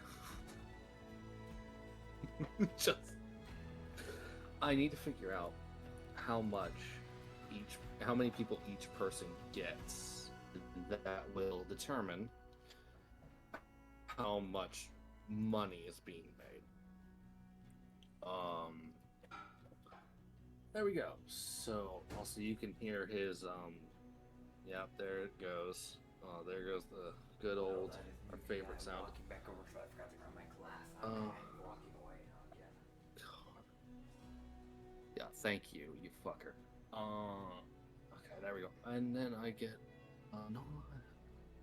Is that everyone? 1, 2, 3. Yeah, that's everyone. That's all 5 of them. Okay, cool. I don't want to forget anyone. I want to make sure everyone gets their money, which also means that Katsu will get his money, because that is important. This is the one con to doing a one like this, because that means... I'm walking back over with the tea in my hand, but my food isn't ready yet. I'm walking back over to my microwave now. Alright, I'm walking away. Thanks, fucker.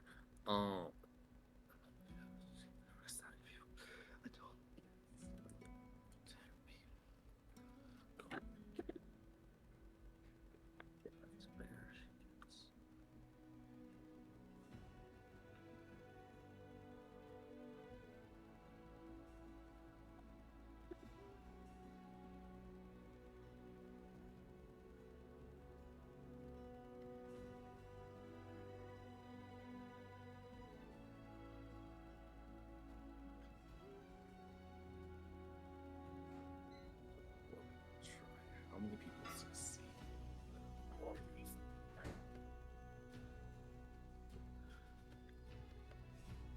Alright, I am walking back over with 3 slices of pizza in my hand and a damn dream. Hold on, the phone is in my way, so I can put down my plate. I'm setting it onto the desk. I'm getting my headphones on. Hello, I am back. Welcome. Alright. Hi. How much money I make?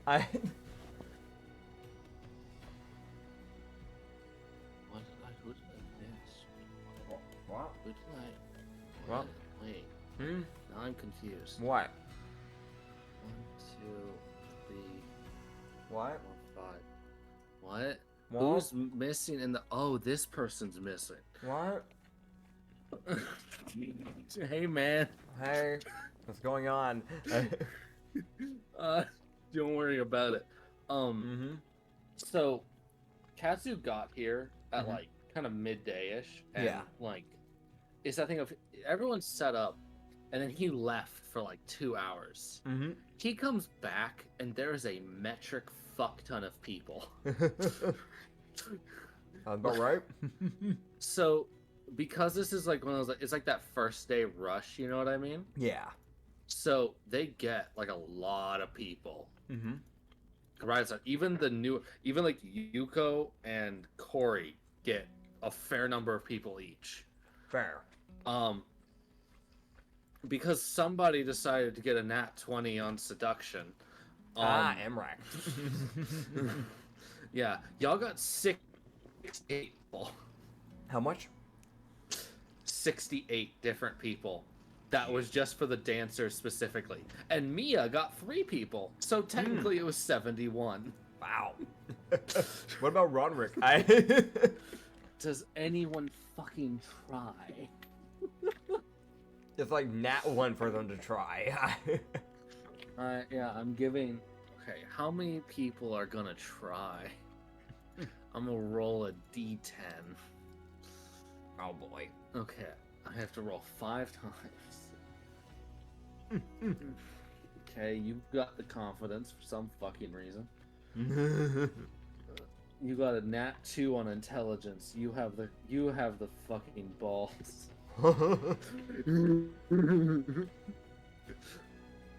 Okay, yeah. Only one person tried. This is intelligence saves, by the way. Gotcha. So if they fail the DC, it's a DC 12. It doesn't take much intelligence to know that's a bad idea. Yeah. Oh god. No killing, Roderick. Come on, buddy. Yeah, so 2 people are gonna try.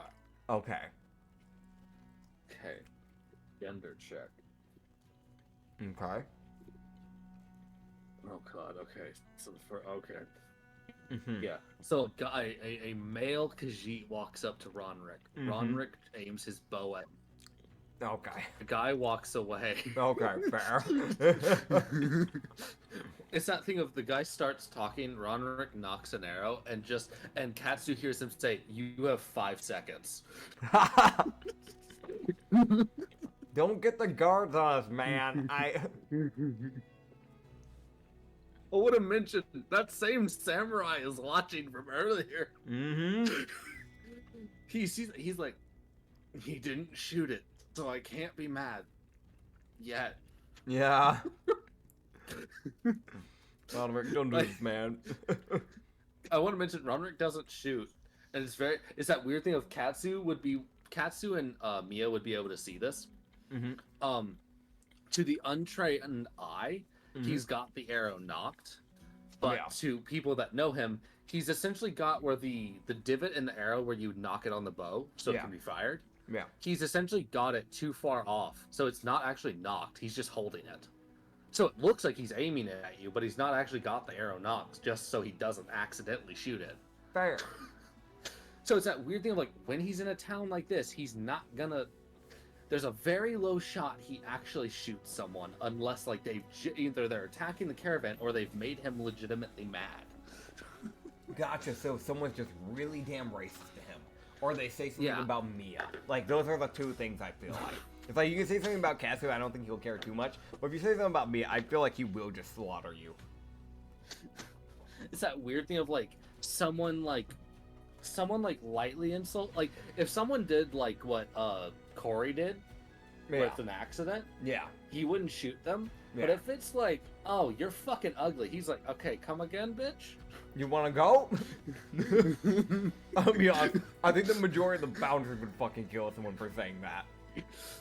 Yeah, they're like, you're fucking ugly. Hazir turning. Excuse me? That's just rude. Yeah. It's that thing of Hazir starts turning, Allura comes out of her like room, Corey comes out of the room, fucking Anola throws a frying pan. Emra teleports behind the person. Yeah. There's 2 different bows that are knocking arrows and ready to fire, and there's a person approaching you with a maul. Oh yeah, Katsu gets handed 142 gold at the end of the night from Mia. Just from Mia. Just from Mia. That's good. That's good. Okay, so now I get to do all the math. Oh, wonderful. Okay, so Yuko, with her charging 21 gold apiece. Yep. She doesn't get... It's that weird thing of like, there's not really anyone interesting for this day. So. That's fair. Yeah. It's like the commoners type of deal. Yeah, it's all the basic people. Yeah, basic commoners, basic guards that just got off duty type of deal. Yeah, it's that weird. Like, it's not gonna take much from these people, but I have to set up. Yeah, there's Yuko. So, Katsu gets $92 from Yuko. Hell yeah. So she makes 139 gold. Hell yeah. She's already made more than she ever made at the library. Katsu can really just look at me. See, it pays. Yeah, oh boy, here we go. Here comes the real paycheck. Mm-hmm. Yeah, he gets 540 from Emra. Yup, there it is. Now I just gotta buy her something. That's what I'll be doing on day 2. Yeah, it's like, all right, time to go spend $300. Mm-hmm. Yep. He's like, I got so much money. Time to lose all of it. Uh-huh. Mm. Oh god, yeah. Corey, who is experienced, so she's not charging a whole bunch, Yeah. which is fair. She's charging this much. Yeah, okay, so she's getting. Yeah, so Katsu gets 86 gold from Okay. Corey, Yeah. and she makes 130. All right. Well, we're then- we're past halfway to making our money back already, so that's good. Yeah. It's that weird, if that sad thing of Emra got a nat 20, so you're gonna make money today. I mean, it's not really sad, you know. I mean, I'm not complaining. I am. I know. I'm complaining a lot because it's a lot of math I have to do. Yeah, Alora, by the way, got set. It's that thing of like Corey got 12 people, Yeah. and Nola got 10. Yeah. Emra got 18 people. Mm-hmm. Yuko got 11, Yeah. and Alora got 17. Damn. Okay. Honestly, I'm not surprised with Laura though, because she's pretty exotic as well. It's a weird thing to say, but it's that thing of like, you don't see half fairy people very often. That's not normal. No, it's not. So yeah, she hands him 163 gold That sounds about right. as she makes 245. There you go. Yeah. It's that thing of like, y'all hadn't had a payday. Mm-hmm. Y'all got a payday. We got a payday. We're good. We're rolling. Yeah, you guys got money now. Woo. I'll probably stop by the Artificer, the Clackingstein Artificer shop, to see if I can get anything for Emra. Emra. Yeah. Yeah. God. Yeah, so this is this is a little bit of details that I got. This is what I wrote out in my notes. Yep. This is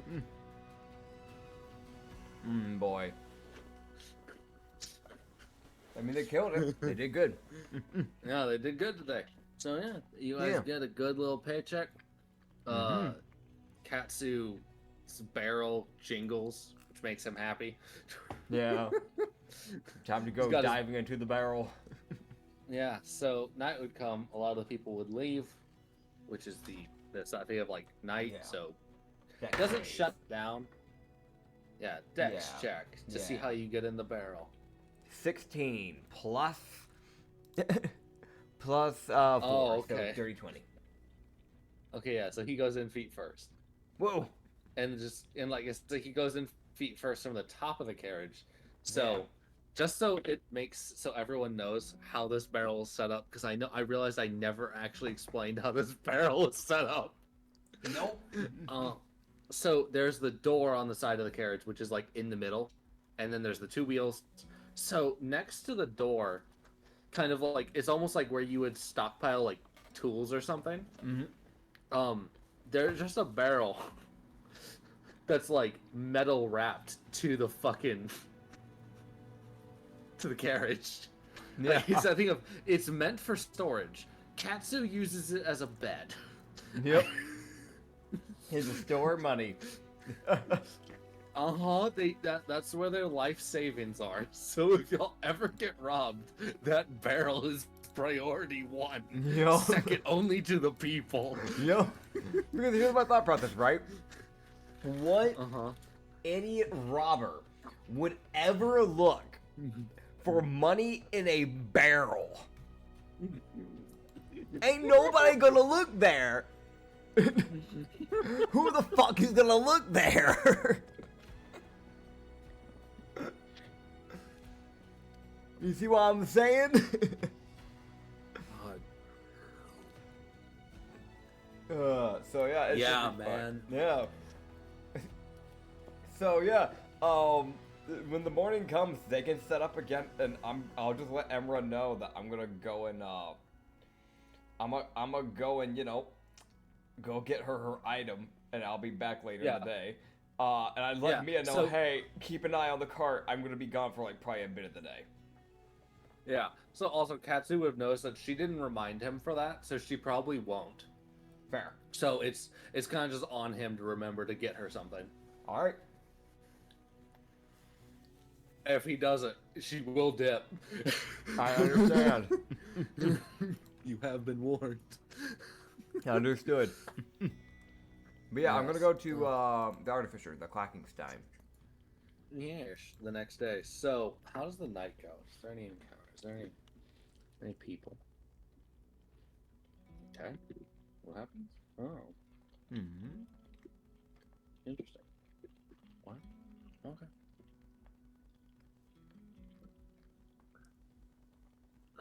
So,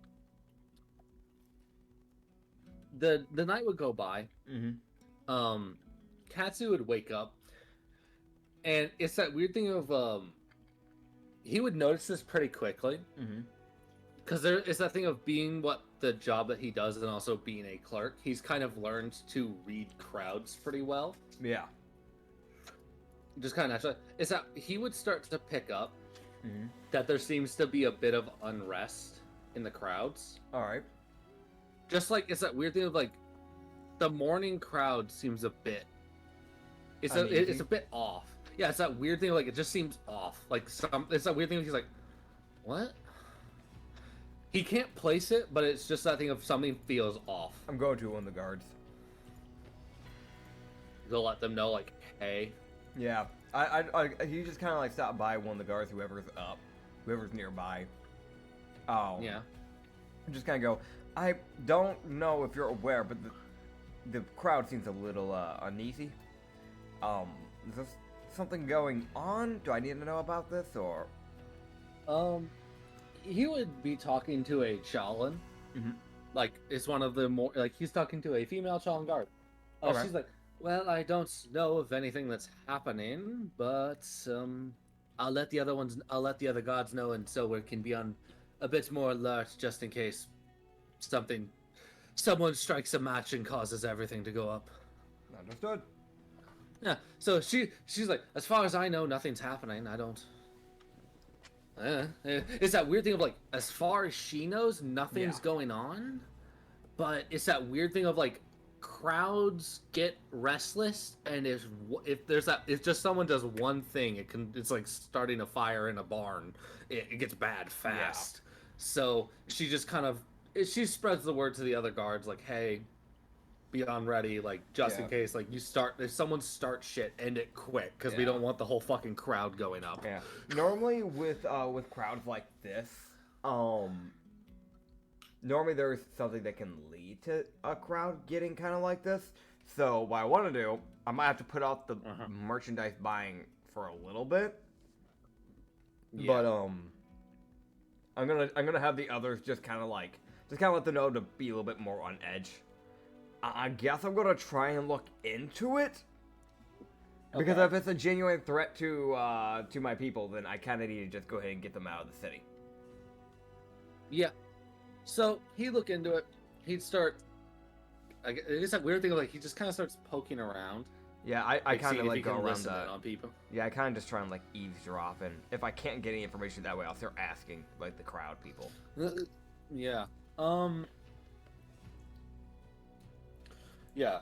Okay.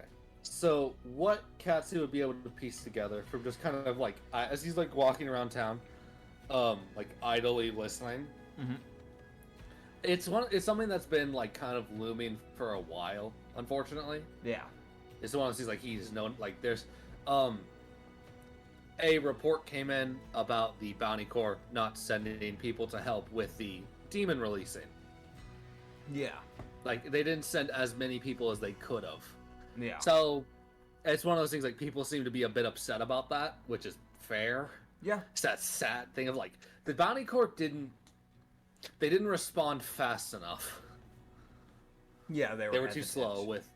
Yeah, they were like, yeah, send people. That yeah is what probably led to the thing being able to get out. Like, Yep. that fucking that took them 2 days. That. Yeah. So it's one of those like it doesn't seem to be all that bad. Yeah. It's just one of those like people are restless. Might get more patrons. It's that weird like people. It's that weird thing of like Yeah. It's that thing of like people. If people get mad, it's gonna be a focused anger. It's not gonna be a psychopathic. Burn it all to the ground. Yeah, it's gonna be. It won't spread throughout the entire town and destroy everything. It would be that focused to one way. And if it's a Bounty Corps thing, pretty sure I know what that anger is going towards. That's a riot waiting. That's fair. That's fair.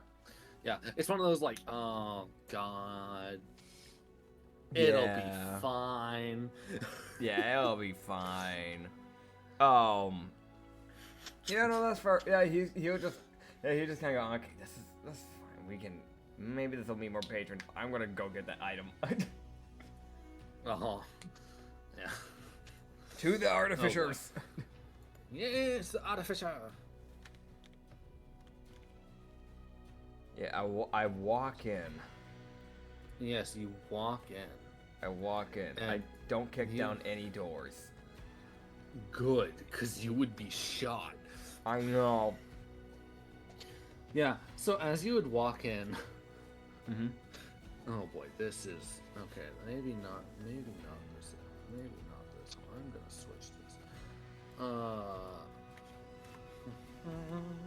What? Where? What Hello? are you doing? What are you doing? Don't worry about What are it. you doing? Don't worry about it. You sure, man? Uh-huh. Yeah, so you would walk in, right? Raw. Yeah. Raw. Raw. Are you good? I'm in my purple. I'm going to Okay. go. It's fine. I'm gonna let you finish your shit. It's the last bite. It's fine. It's fine.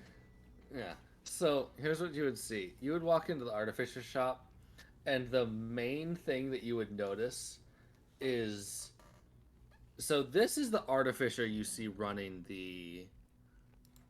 let me make sure I know what this place... I want to double check, because... A lot of shops, and I get names mixed up, and I don't want to get it mixed up. Fair. Yeah. Mm-hmm. Klackenstein or something like that. Yeah, you see this dude running the store. Alright. Variant human, looking ass, bald man, slightly, taking care of, like, facial features. In fact, like, the man's keeping himself shaven, but I mean more the fact that, like, he's kind of taking care of his jaw, like, muscles, but not that much. Could do better. But, like, yellowish, beigeish clothing is what he's wearing. Yes. It's very desert-like colors. But, yeah, it's like a onesie almost. The pants and the shirt are the exact same colors.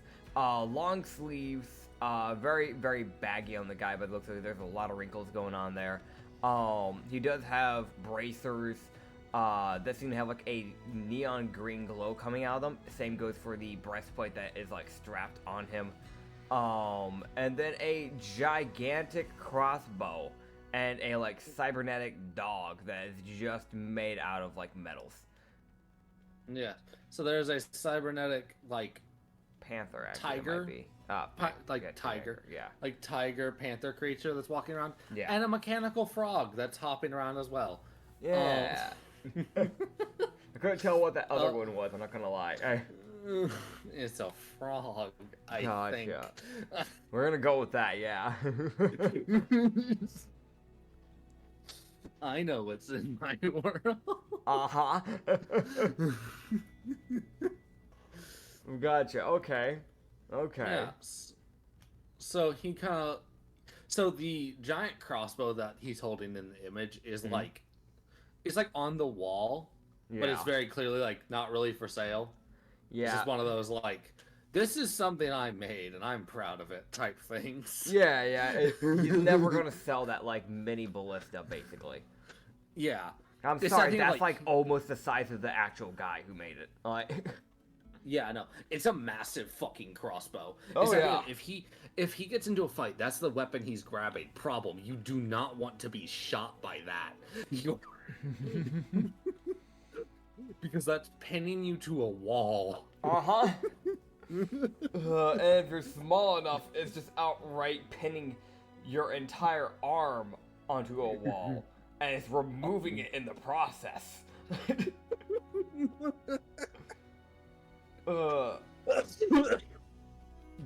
Yeah, no, that's fair. That's fair. Yeah, so I just I just walk up to the counter. Yeah, he is. So right now he is working on a gauntlet.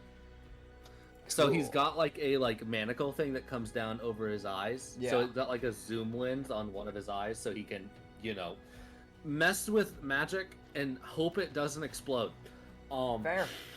Fair. Artificers have that sad life of if they fuck up one thing, not only are they being leveled, but everything around them is gone. Yep. So he's being quite careful. Yeah. Which is good to see in an artificer, because that means he actually knows what he's doing. Yeah. I just kind of stand there. I'll wait. I don't want to fuck up his concentration. You'd see him it's I think if he's using like a metal pointer, like a superheated bit of metal to tap in like some runes onto like the gauntlet. Yeah. You'd see him finish on like one of the runes, like pull his glasses up, set down the poker, and you see him like look at it like stop. Like he like ends the magic. It's that very clear like he looks at it and ends the magic so it doesn't burn the table. Fair. I'm imagining if this counts like a normal counter height, then I've seen people who are like 4'1" before stand at counters that are like that natural height, and you're like, all you can ever see is like half their fucking head.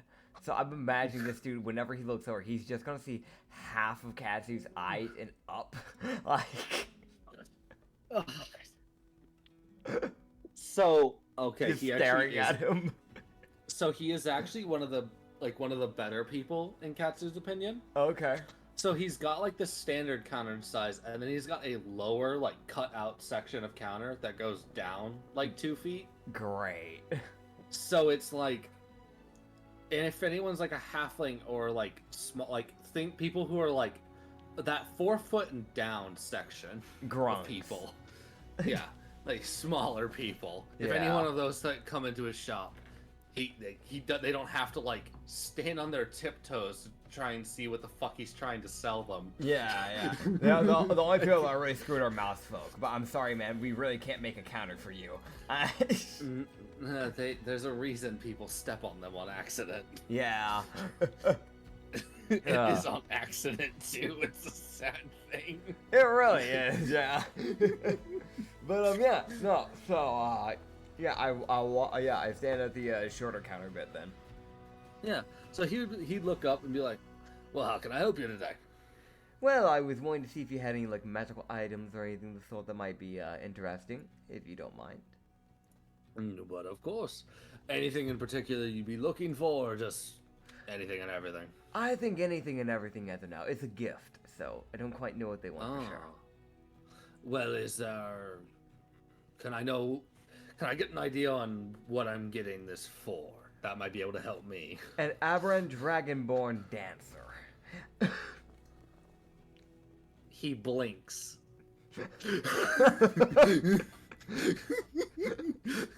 You know the blink I'm talking about, right? Yep, I do. He's like, yeah, she's unique. Ah. I'm going to be honest with you, I've never heard that line before, and I probably never will again. Let me look to see what I have. Fair. The most just like, I've never heard that. Okay. Yeah. It's not something you hear very often. Every Yeah, so I'm dragonborn getting rare, something- let alone a aberrant dragonborn that does that. Yeah, that's a stripper. Yep. It's like, yeah, sure. You can tell he's like, the fuck do I sell a stripper? He's like, you know that look where he's just like, what do I have? What do I have for this? This is not something I planned for. Yeah, he's like, oh,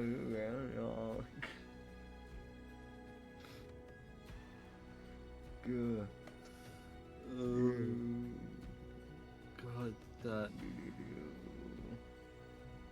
God, this is funny. Yeah. Yeah. So here's what happens.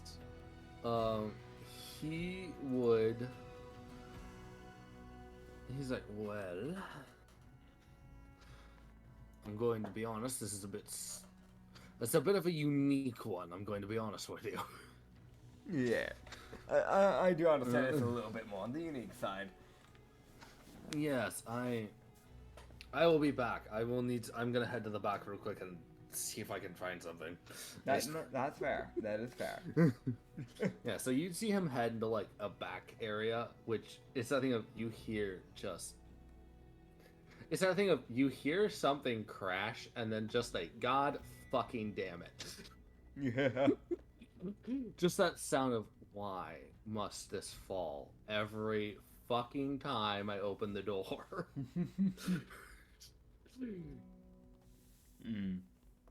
Fair.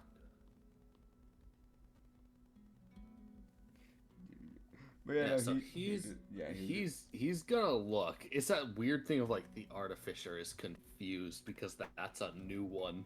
Yep. Well, while he looks, I'll just fuck around with the frog. Okay, the frog. What does the frog do? The frog attempts to jump over your foot. It fails miserably and doesn't even... It's that thing of it goes up and then straight down onto its head. God. As like its legs slip out from underneath it. Damn. You got it, buddy. You can try again. If I was a bard, I'd give you bardic inspiration. Okay, you see it like... It's that thing of... You see it kind of like laying on its back. Yeah. You see it like start to wobble. Yeah. Ways momentum to flip itself. Because it was just kind of stuck. Fair.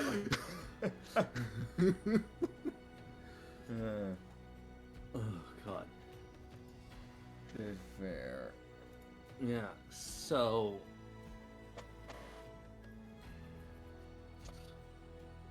Oh god, that's funny. Yeah.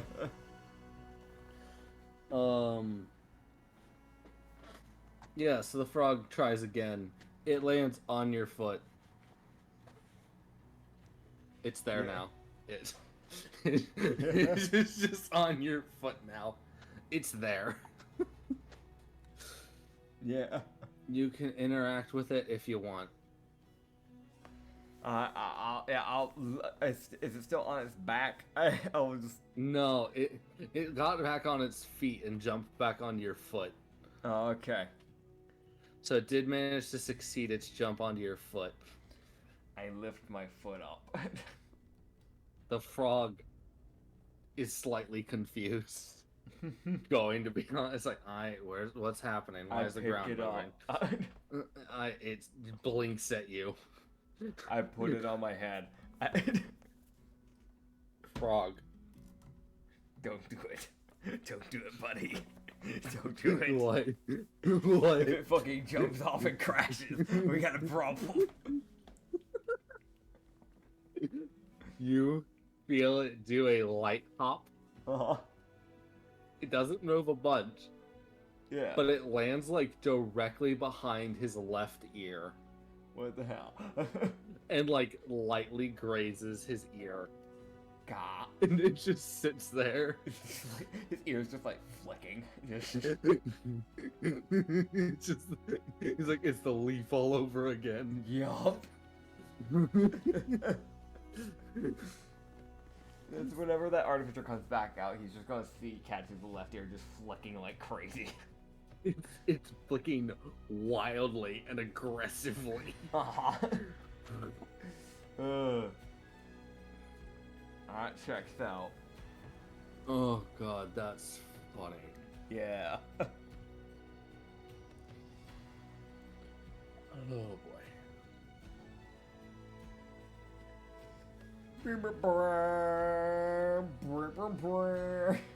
My man. Why? What the music goes, he goes like. Yeah, so he would come out with a necklace. Okay. I do not have an image for this, but I will be able to describe it. So essentially, it is a. He'd bring out a necklace, and he would tell you that it is called the necklace of the metronome. Okay. Essentially, what it is essentially it is a metronome that is essentially like inside of a gem.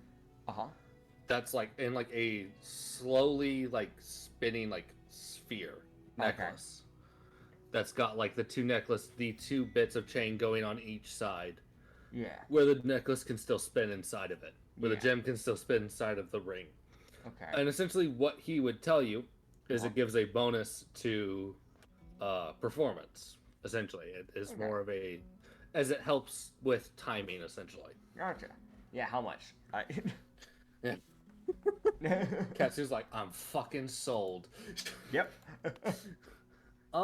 Yeah, he's not made a lot of these, so it's that weird thing. He's like, 150 gold. That's fair. I'll Not pay. all that.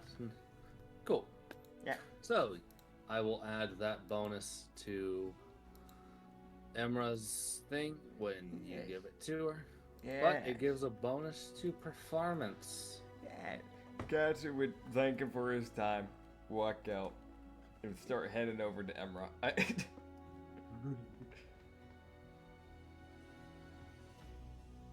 It's one of those things, he's gonna give it to Emra. He doesn't have a choice. Gunshot. It's not an option. Yeah, it's really not. Yeah, so he'd head back now. How'd everyone do today? I shouldn't have closed that fucking tab. Yeah, you really shouldn't have. I closed the Google Chrome, go away. Don't open. Don't do that. But it's funny. But it's annoying. But it's funny. But it's not. But funny? Oh. Fucking stop. I'm trying, man. I'm trying to help you out here. I mean, I know. Okay, so then we've got... Oh, boy. And technically, if anyone wants to try with these two, they're an option as well. It's just to take a lot of persuasion. Oh, boy. Yep. Okay. So, Emra got that many people. Yuko got this many. Mia, did you get anyone? One person tried. They did not succeed. Yeah. Katsu would get back, and it's like about the middle of the busy time because this is when about a fair number of little people would come up. Fair. There we go. It's also not as busy of a day because of kind of that unsettledness with the crowd. Fair. Some people are, fair number of the commoner people are choosing to stay home. I get that. It's that weird, like, I'm not dealing with this. I choose not to. Honestly, fair. Yes. But, Katsu would see. It's that thing of Katsu sees this and he's like, oh god, no. Why are you here? Uh-huh. He sees that high priest from Cryon watching the group. He's not participating. He just seems curious. He's like, fucking, what is this? Katsu, we just kind of look over and go, okay. So this is another guard that you would see. Confrontations with priest, great. I'm walking forward. So these are the two people, the two other guards that are here this time. All right. Another human, tan skin. It's again pretty. These are pretty just normal people. I don't feel like I really need to describe these guys honestly. Just imagine two more guys with just natural armor, like just natural bulky Paladin. Armor. Yeah. Paladin and a fighter. Yeah. There you go. Yeah, paladin with brown armor instead of like the constant like normal like white and gold. And the fighter's just pretty standard fighter. Like there's not much. It's a standard fighter. That like think of like a default generic white man fighter. It's just yeah. I get it. Yeah. But yeah, I'll walk up to the priest, I guess. All right. You see, so he's curious. Yeah. So just before we get into this, I will be right back. I need to deal with something. Okay. So entertain yourself. I don't know. Okay. So chat, right? No, not chat. Viewers. Actually, though, hopefully you guys are enjoying it. I know there's been a lot of like mini tasking this episode. Hopefully you guys are completely fine with that. There's kind of a thing about the Katsu campaign that is kind of a thing that happens quite a bit. But hopefully you guys are gonna be fine with that. It is a more business-esque D&D campaign, which is a little bit of a weird thing for a D&D campaign, but I think it's a fun little idea. But yeah, hopefully you guys are enjoying it. Oh god, dude, I've been yawning all day, and it's been killing me. But yeah, no, hopefully you guys are enjoying it. It's pretty standard stuff. We are also having to slightly catch up on the timeline because Hoji, who's in the same world as Katsu, is kind of a bit far ahead. So we're having to get everything caught up. So if you watched the Hojido campaign as well, okay, the Hidden Garden campaign, you might already know about some of the worldwide stuff that's already happened. So that will eventually happen in the Katsu campaign. So yeah, you'll know why. You'll understand. But yeah.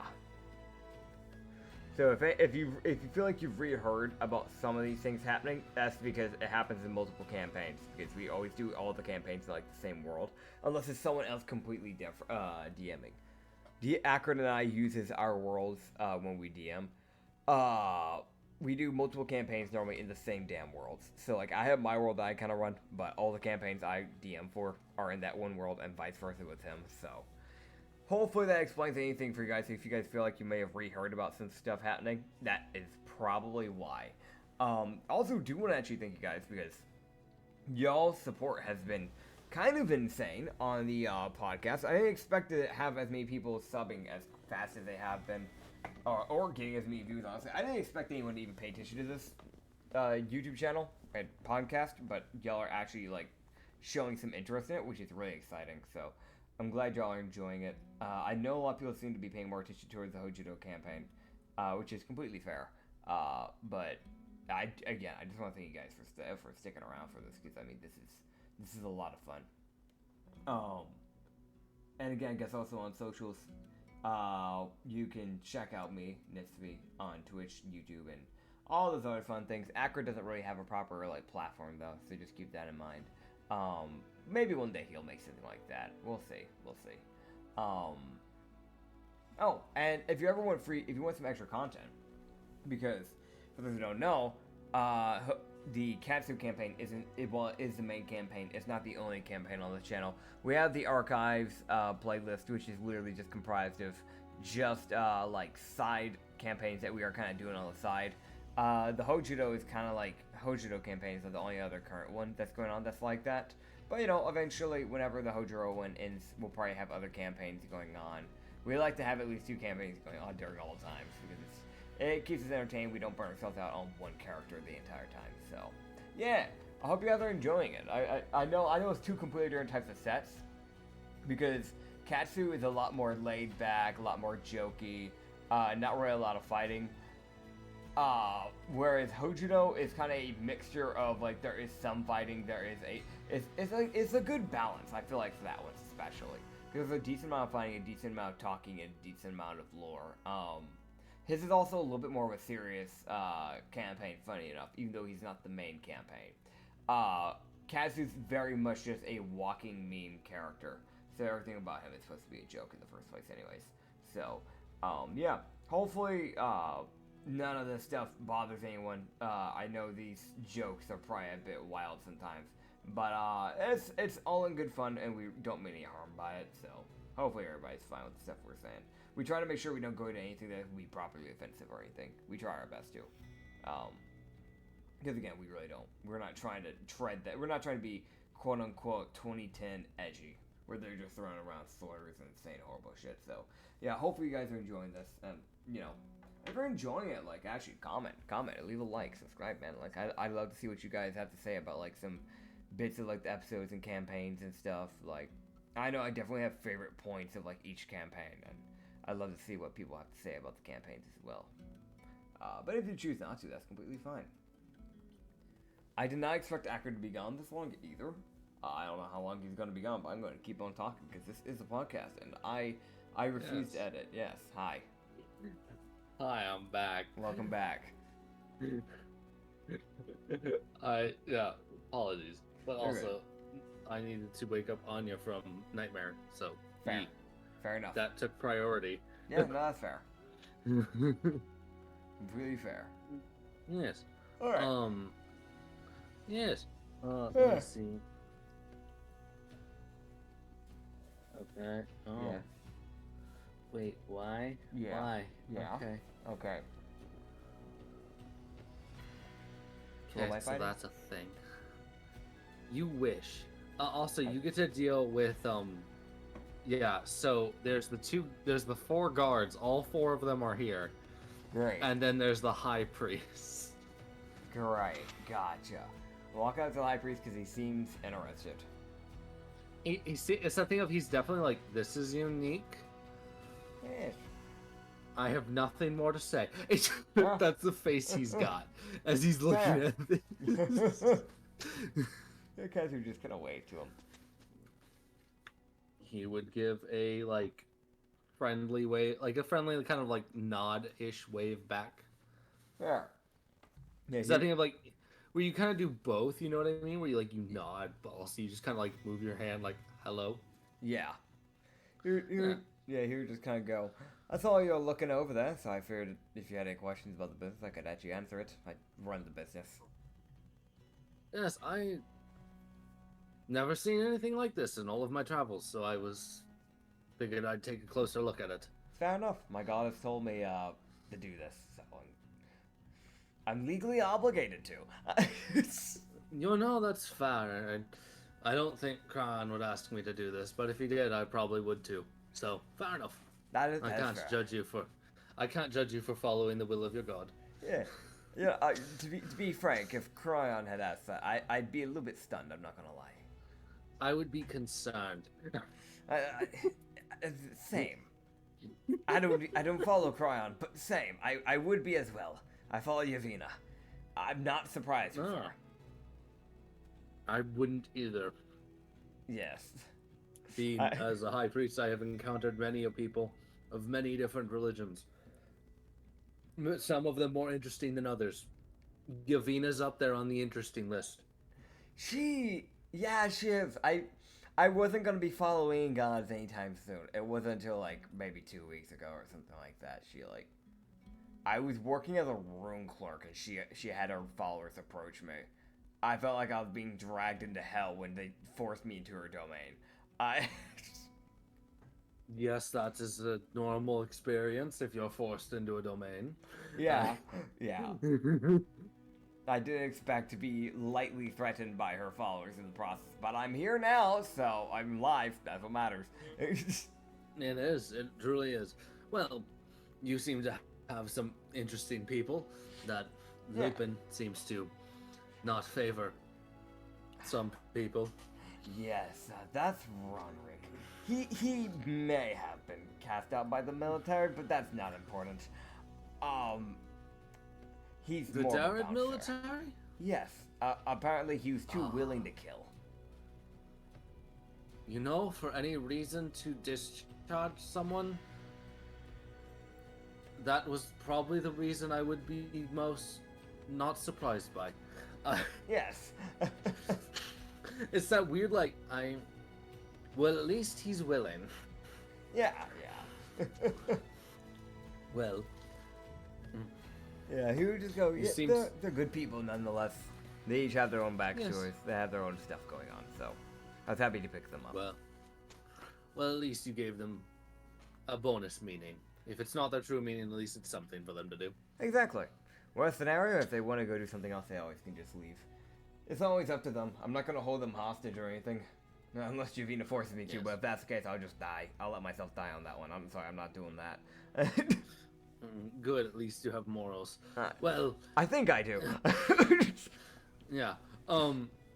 You would hear him go, well, I guess I should properly introduce myself. Most people just call me Karak. Pleasure to meet you.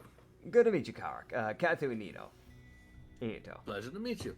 Well, you definitely made some money off of 2 of my gods, which I'm not surprised by, but it is what it is. Oh, I didn't know they had stopped on by. Well, that's good to see. Yes, they stopped by in the morning after they just woke up, so they were a bit more on the... I don't know if it was a completely aware decision, but I wasn't surprised by either of the 2 that did it. That's completely fair. On the bright side, I know they probably would have needed it with the way the crowd's been today. It's Oh, yes. concerning. Yes, I am honestly going to be leaving town today, so just in case if something does go awry, I'm not caught up in it. Personally. Yes, that's probably a good idea. You might want to make sure you steer away from the Bonnie Corps from now. Things like this kind of riling up around there. Yes, that was my plan, which is why I'm going in the opposite direction. Good idea. Good idea. Well, Kark would bid you adieu, as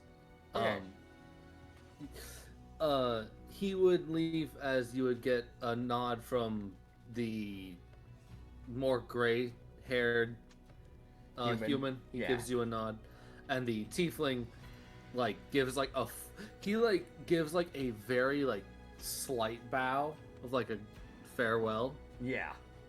and the other 2 give a nod.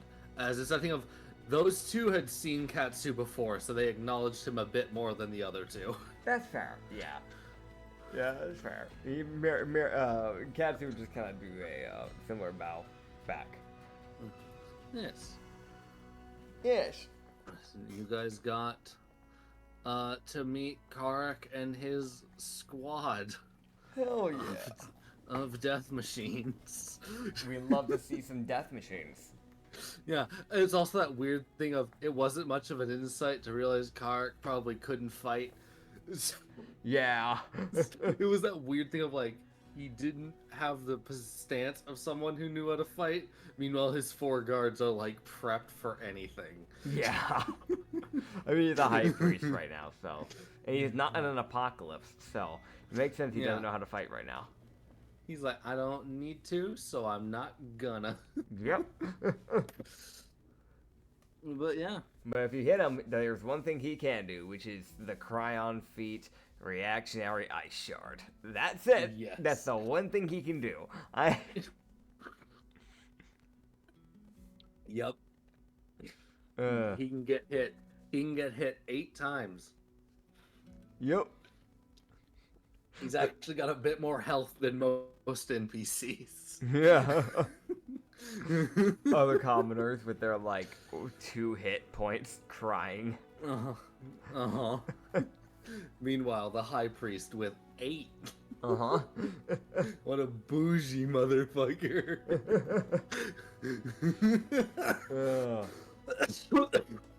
How it pays But me yeah. a high elf priest of fucking Cryon. Cryon. Yeah. Yeah. But yeah, I'll go ahead and run the numbers of the day. Yeah. See how much Katsu makes. Yeah. But yeah, let me see. Did this person succeed? Wow. That's surprising. Someone managed to get Ronrick. Not Ronrick. Katsu? No, actually. Fucking Hazier. Damn. Fucking someone tried and he was like, fuck it, why are you trying? Why are you... Why do they have a death wish? They're gonna get electrocuted. Fucking what are you? I suddenly understand. Okay, yeah. So you would see a witch of Archon approach Hazier. Yeah, this makes sense. I like to 100% imagine, like, Archon heard about this business. It was like, oh, this would be funny. Hey, follower, guess what? There was a hot guy in this town. Just fucking teleports them across half the dynasty. Like, He would. I know he would. 100% He's an extremely chaotic god. He would. How much? Also, Hazier's not the person to like set a price. Yeah, Because no. he's not. He doesn't care. Yeah. Pay me what you think is right, type of deal. Yeah. Okay. Well, she's feeling generous, even though she's the one. It's that weird thing of like, she's the one doing the dancing. Hazier's just there. He's just getting paid to be there. Huh. What the... yeah. It's that weird backwards ass thing. It's that weird thing it's that weird thing for Hazier and Ronrick. Yeah. So it's neither. Yeah. It's a weird backwards ass thing. Yeah. Theirs works a bit differently from everyone else's. Yeah. It's more one of those things where I guess it's like if a person really wants to dance, they can get a hold of one of those 2 people. And they don't really want to like have the entertainment. Yeah. That's fair. Yeah, so Hazier makes money he'll never use. So he just gives it to Katsu. I honestly was doubting he would keep it.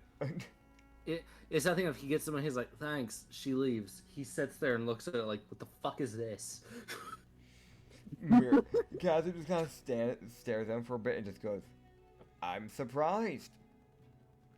Same. He tosses in the money into the barrel and walks away. Yeah, as you see him toss in 4 platinum and 6 gold. Damn. Man made some bank. For doing nothing. Yeah. Yeah. God.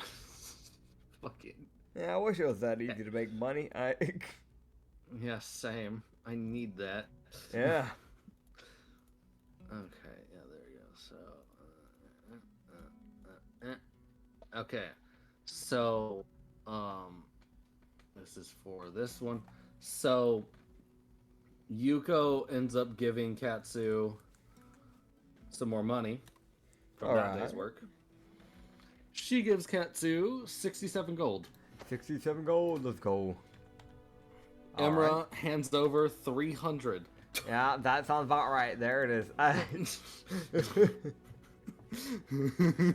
Yeah, that seems right. That seems right. This checks out. Dude, it's like everyone else. You get like 60, 80, 400. Wait, where? You got the 400. Think about that. Think about what he just said. Think about it. Think about it real hard. Think about it. It's dog with the butter, butter dog, dog with the butter. Shut the fuck up. Oh god. Okay, yeah. So let me add this as Oh, did I forget to add? Yo, press the like button if you remember dog with the butter, butter dog. I don't remember that.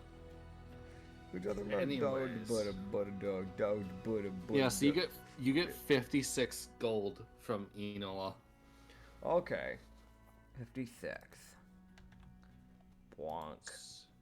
All right. Yeah. There we go. Oh, for fuck's sake.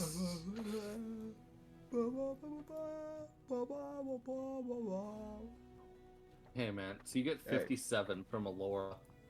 57 from Laura Pog. Pyog. Okay.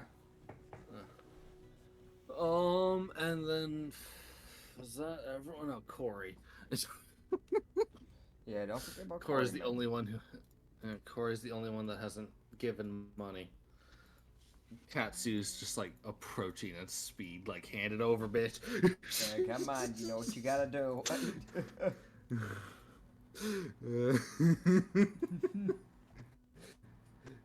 Fuck it, just is an asshole about it. Like, give me the money. Give me the money. I need it. I gotta buy a third caravan.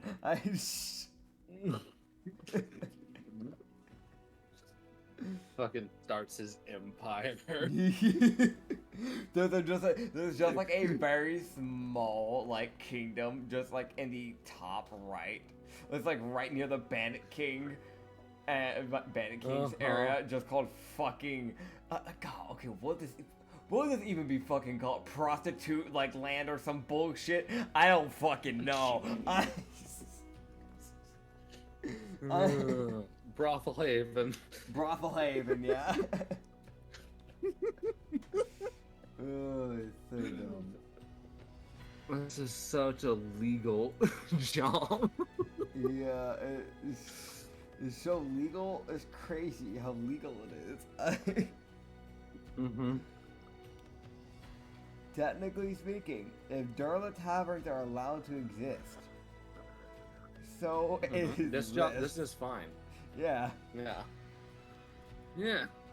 Are there Durla taverns that are probably staring at me like, what the hell? Probably, but I'm gonna turn There's I'm none in gonna this turn town, the so other you're way. safe. Yeah. There's none in this town, so you're still safe. Yeah, I haven't had any hits put on me from the Assassin's Guild yet, so I'm safe for now. God, fucking. Uh-huh. God, yeah. But the day would go by just fine. Okay. Let me check for something. Let me see if there's any. So Karak was there. He showed up. That was one of those, like, I avoided the encounter. He came back. God damn it. My here. It's really only two that I had to look out. Go away. Listen, priest, listen. I don't want to have to explain something that's very unholy to the holy man. God.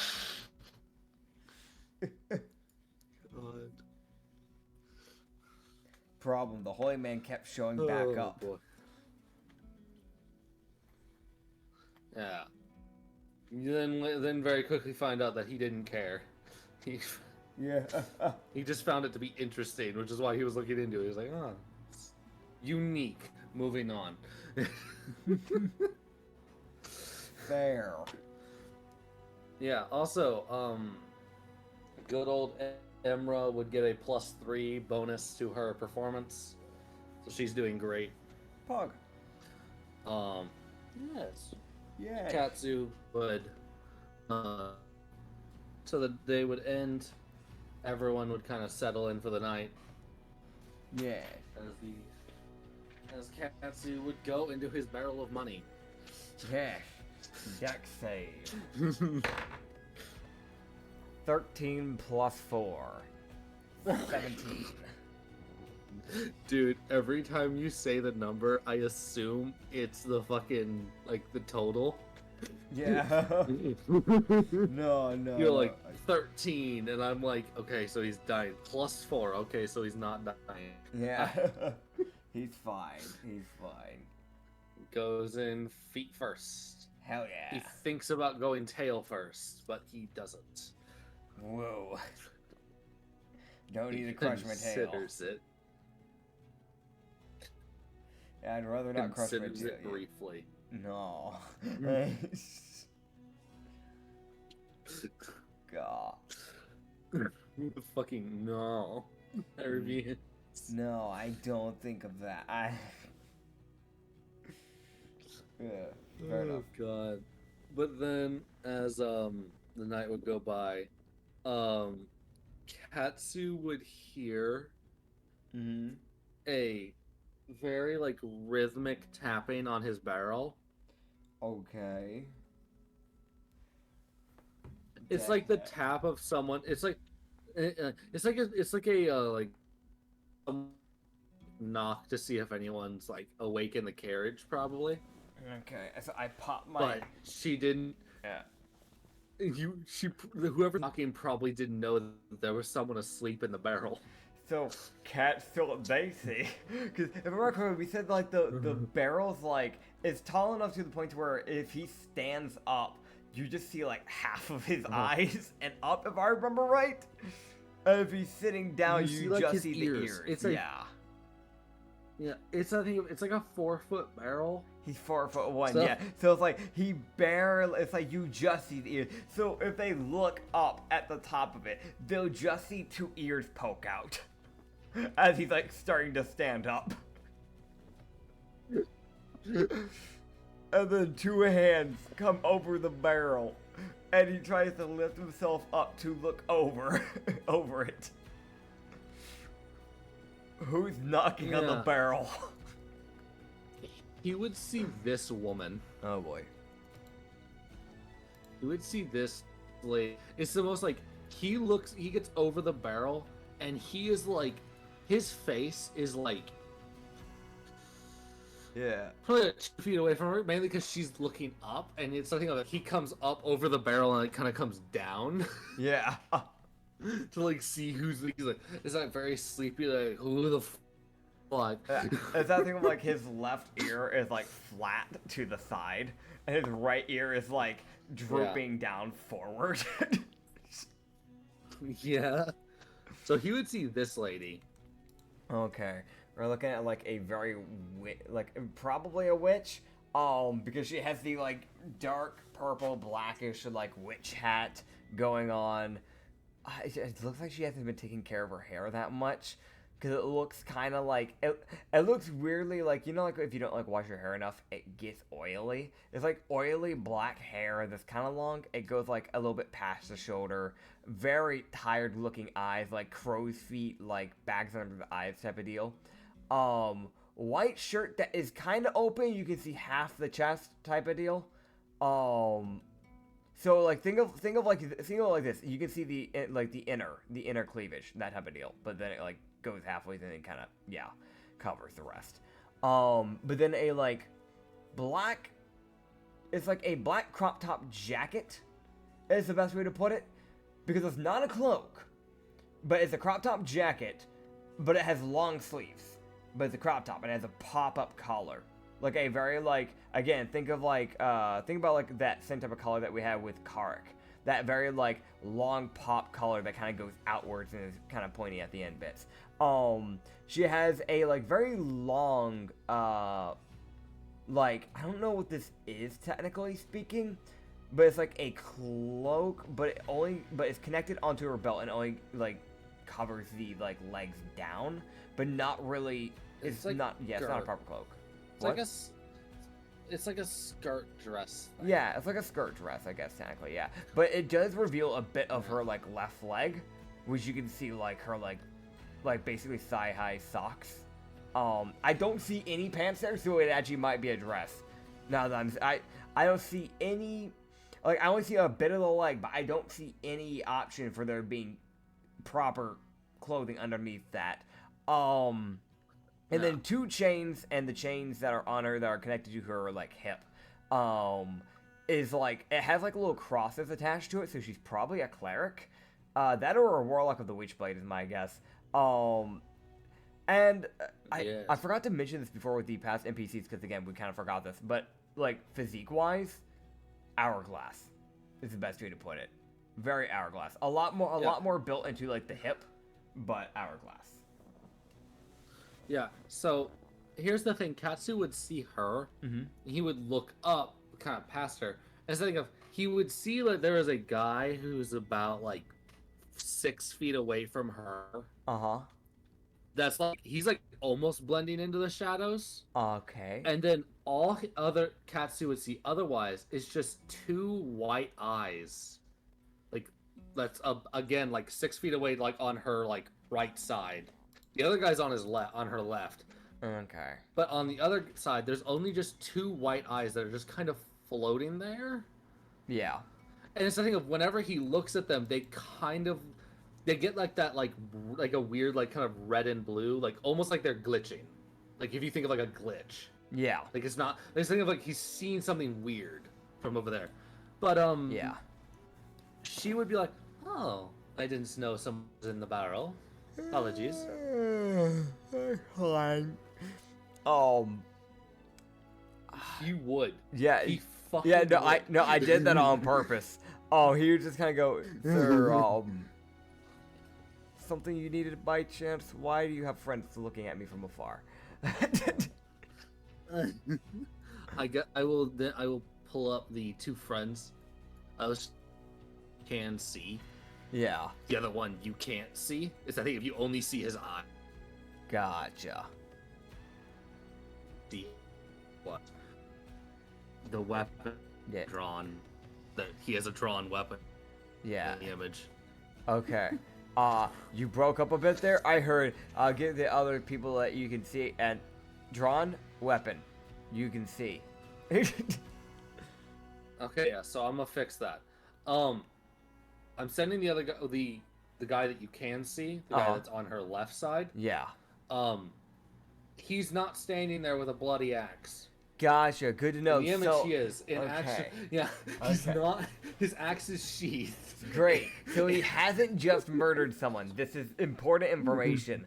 So dude's wearing like he has like black slicked.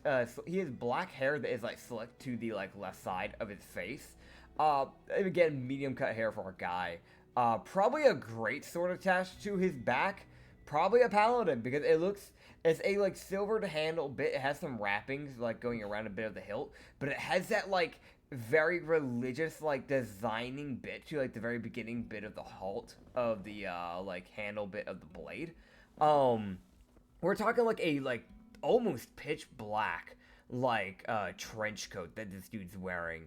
My guess either paladin or blood hunter because there is also just a shot. I'm not saying that because of the bloody axe. But there is like there is bracers, like black bracers that are on like his forearm area as well. There is a holy symbol like that goes around like as a necklace around his like chest.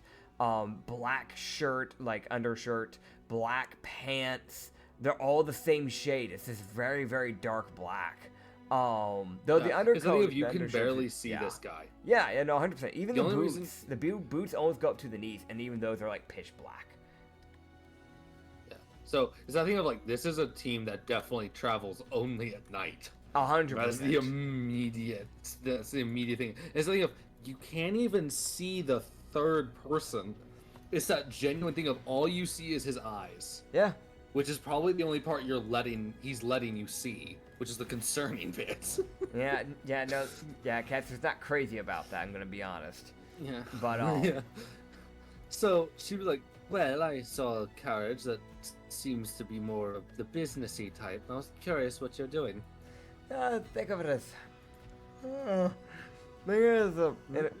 sorry. Just woke up. Think of it as an entertainment. I can tell. Yeah. Oh. So if you ever need to de-stress, I can wake them up. before I wake them up, can I get an idea of what your preferences are? I want to mention. What's the gender types that you hear want? Yes. Yes. Katsu would hear stirring behind him, Yeah. and he would also hear the sound of a mall moving. Yeah, it's Mia okay. has woken up. No, it's the thing of Yeah. she's just looking. It's the thing of she's like, who the fuck? Yeah. Fair. Yeah, It's the thing of like he can hear it like dragging on like the thing. It's like she's not lifting it. She's just kind Yeah. of slightly moving it, so Fair. it's closer to her. That's completely fair. Yeah, he would just kind of go, do you have any preferences for both race and gender? Because that kind of helps me if I can get you. Well, I'm personally looking for more unique. So the more exotic, the better. Okay, I know who to set you up with. What about your friends? Well, she goes, oh, I guess I should also introduce myself. That might help. Yes, I guess a Katsu. bit. In case we, Katsuhito. pleasure to meet you. Name is Nimula. Glad to meet you, Nimla. That is Herman. She would point to her left to the guy that you can see. Yeah, the human. Yeah, the human. She'd be like, that's Herman. God. And the one that you can't see, but I'm going to ask him to reveal himself so we can be polite.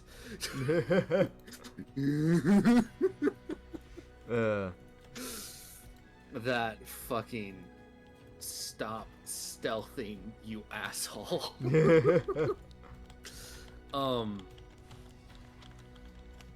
That is a Toro. A Tora. A Torah. Oh, okay. Literally a guy that wears like a bird mask, pitch black, white beaming eyes, black cloak. Like think of like that with like Roman like red robes that used to wear across their body. His cloak does that, but then it comes back around and covers the rest of him. Like it's a fucking weird ass cloak. But and then like again black bracers. This dude's probably more of the archer. Like I think I can see like an end of a bow.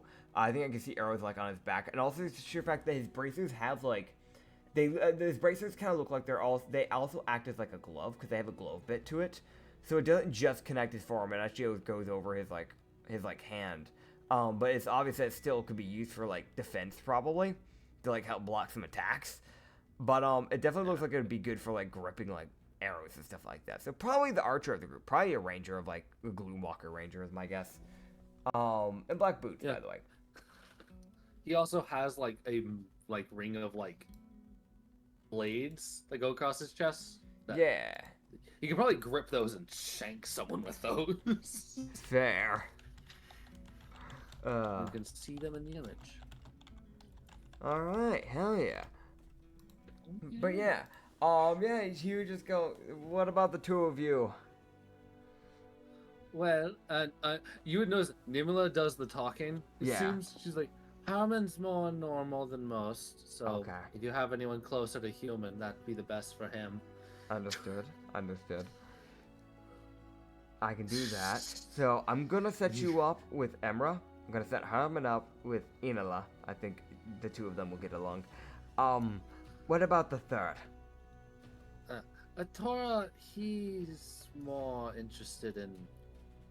If you have anyone more of the... less approachable type, if that helps. Less approachable. How unapproachable. Fucking Corey or Mia immediately coming to mind. Oh no, see, my brain went to, I asked how unapproachable, because my brain went to Ronrick. Preferably not going to attack him, and also a female. Gotcha. That's what I need to know. Alright, Corey! he was just like, okay, he's gotta get out of the barrel. Oh god, here we go. Dex save. 8 plus 4. 12. Dex check. Hi, great. So you would, as Katsu, be like, all right, well, let me just wake them. Yeah. He's like half awake As- doing this. Yeah. So like he does like a like very clean vault Yeah. to get out of the barrel. However, his left foot does not exit the barrel. No. Great. As he would, as just as he would start to tumble and then just stop. As Great. he would look around and realize he's just levitating. Appreciate it, Nimla. As he'd then be like set down. Appreciate it. He would just go, I appreciate it, thank you. No problem. And he would just kind of go over to the door and just knock on, because this carriage, the one he's at, has two of the people they need. I just have to go get Emra. So he'll go knock on them and just go, we have customers, and I'm gonna go get Emra. And he would just look to her and go, your person's in the other carriage over there. I'll accompany you over there. Okay. If you want to let the other two know that Sounds good. they get to hang out with the other two. Yeah. Yeah. So Emra would say something. She would speak to them in Abyssal, and then walk after Katsu. Fair. Actually, wait, no. Only Itori would actually have to stay over to that one. So Herman would come over because Enola is over in the other one as well. So my bad. But you got. I mean, that's the easy change. Yeah. Yeah. Yeah. Yes. Dude. Yeah. I want to mention Mia is watching Itora Yeah. fucking like a hawk. Because she's like, I Fair. do not trust that you have a mask. Why do you have a mask? Fair. It is fair. But yeah, no, He's also just, it's that weird thing, like, he was completely stealthed, Mhm. essentially. Yep. Mia didn't know he was there. He just let Katsu see him. It Fair. Yeah, no. So, yeah. Yeah, no, he would just knock on the door to kind of like let them know, like, Anola, Emra, wake up. We have customers for you specifically. up. Oh boy. Okay, so Emra needs to roll, Corey needs to roll, and Alora needs to roll. Not Alora. Enola. Enola. Yeah. Enola. Alora gets fucking shanked. No. No. Yeah, Herman Shanks. Yeah. The whole fucking party's coming for her. For him. Yeah. But continuing. Yes. So they now get to roll their performance, and these are people they actually have to roll for. Yeah. They have to roll for anyone. Yeah. Oh god, Emra gets like probably the most difficult person too. Yeah. She gets the witch. Yep. But if anyone can handle it, it's her. Oh god, barely. Gah. She succeeds with a 27. Whoa. Barely. DC was 25. Gah. I mean, it's gonna have to be tough for Emra. She's got a plus 12. That's fair. Alright, Corey, with your fucking performance. It's been a dream.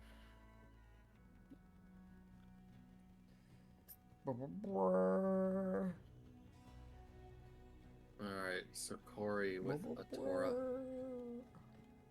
Corey succeeds. Corey. Let's go. She gets a 10 out of 10. Torah. Emra is now at a 10 out of 10 and has been this entire time. Hell yeah. She's fine. And then Enola with her plus 6. Yeah. Okay.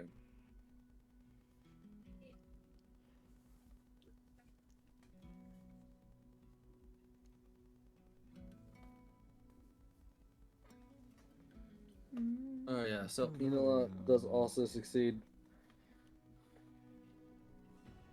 Yes. Yes. Yes.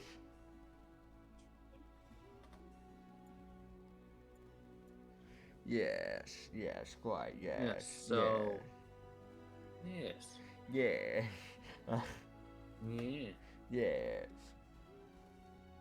Okay. So that's that. Cats. So everyone would succeed, surprisingly. Pog. So after everything, it takes like an hour. Mm-hmm. The three people would come back out. Inola would give Katsu 20 gold, and then go back Whoa. to bed. Fair. That's fair. You can go back to bed, buddy. I get it. Corey, she gets. Oh, that's fair.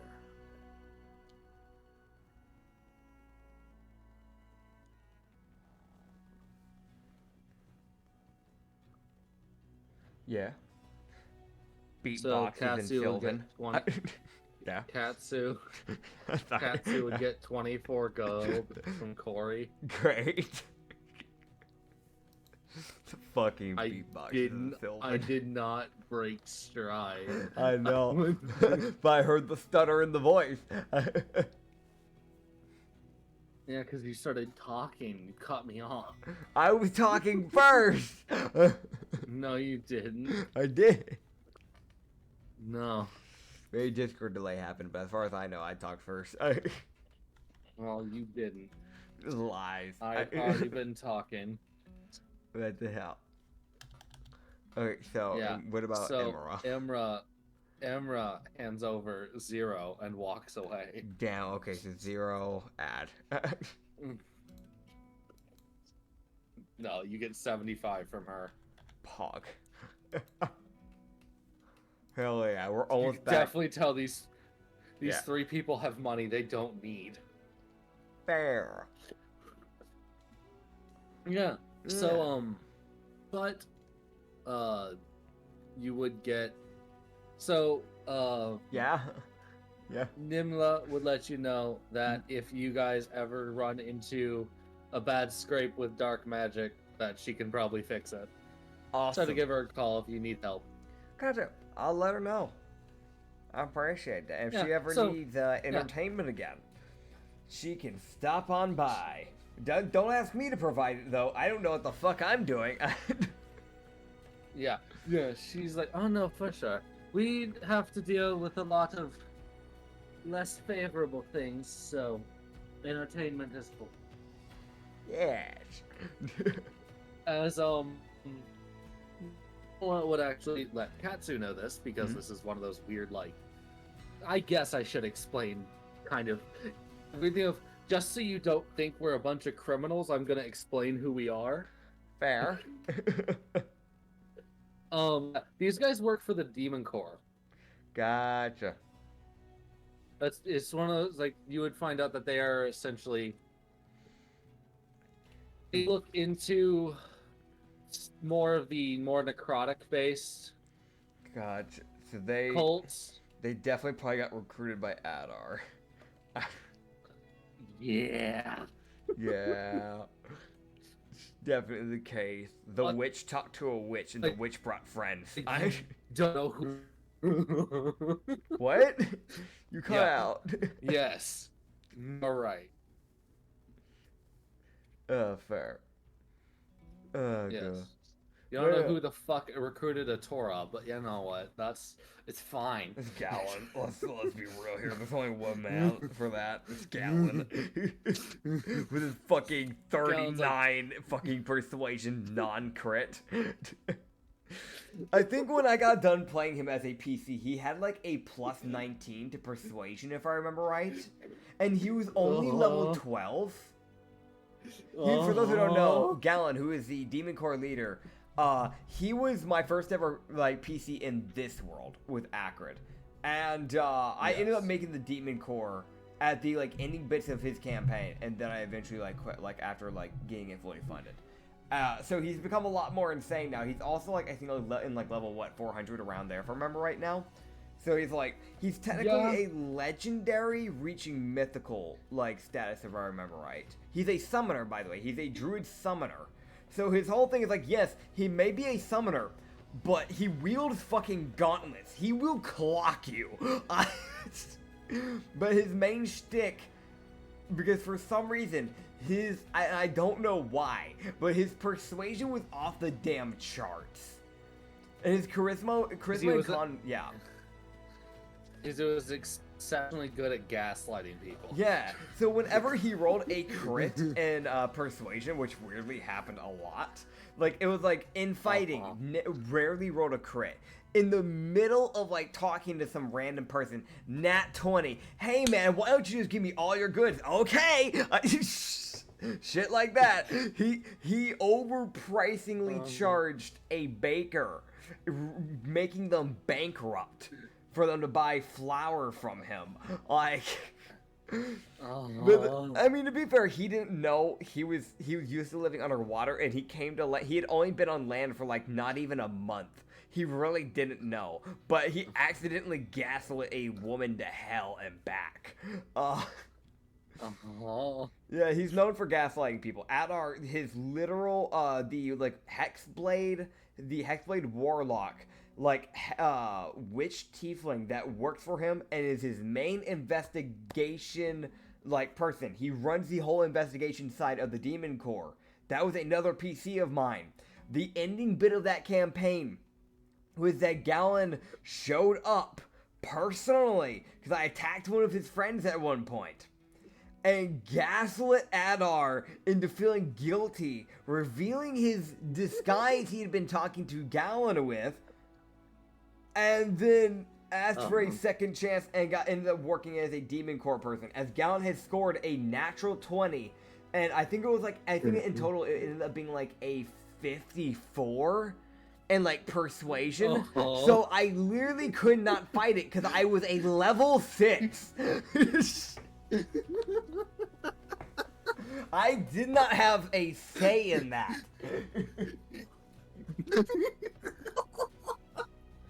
I was a chaotic evil that got approached by a man who is lawful good.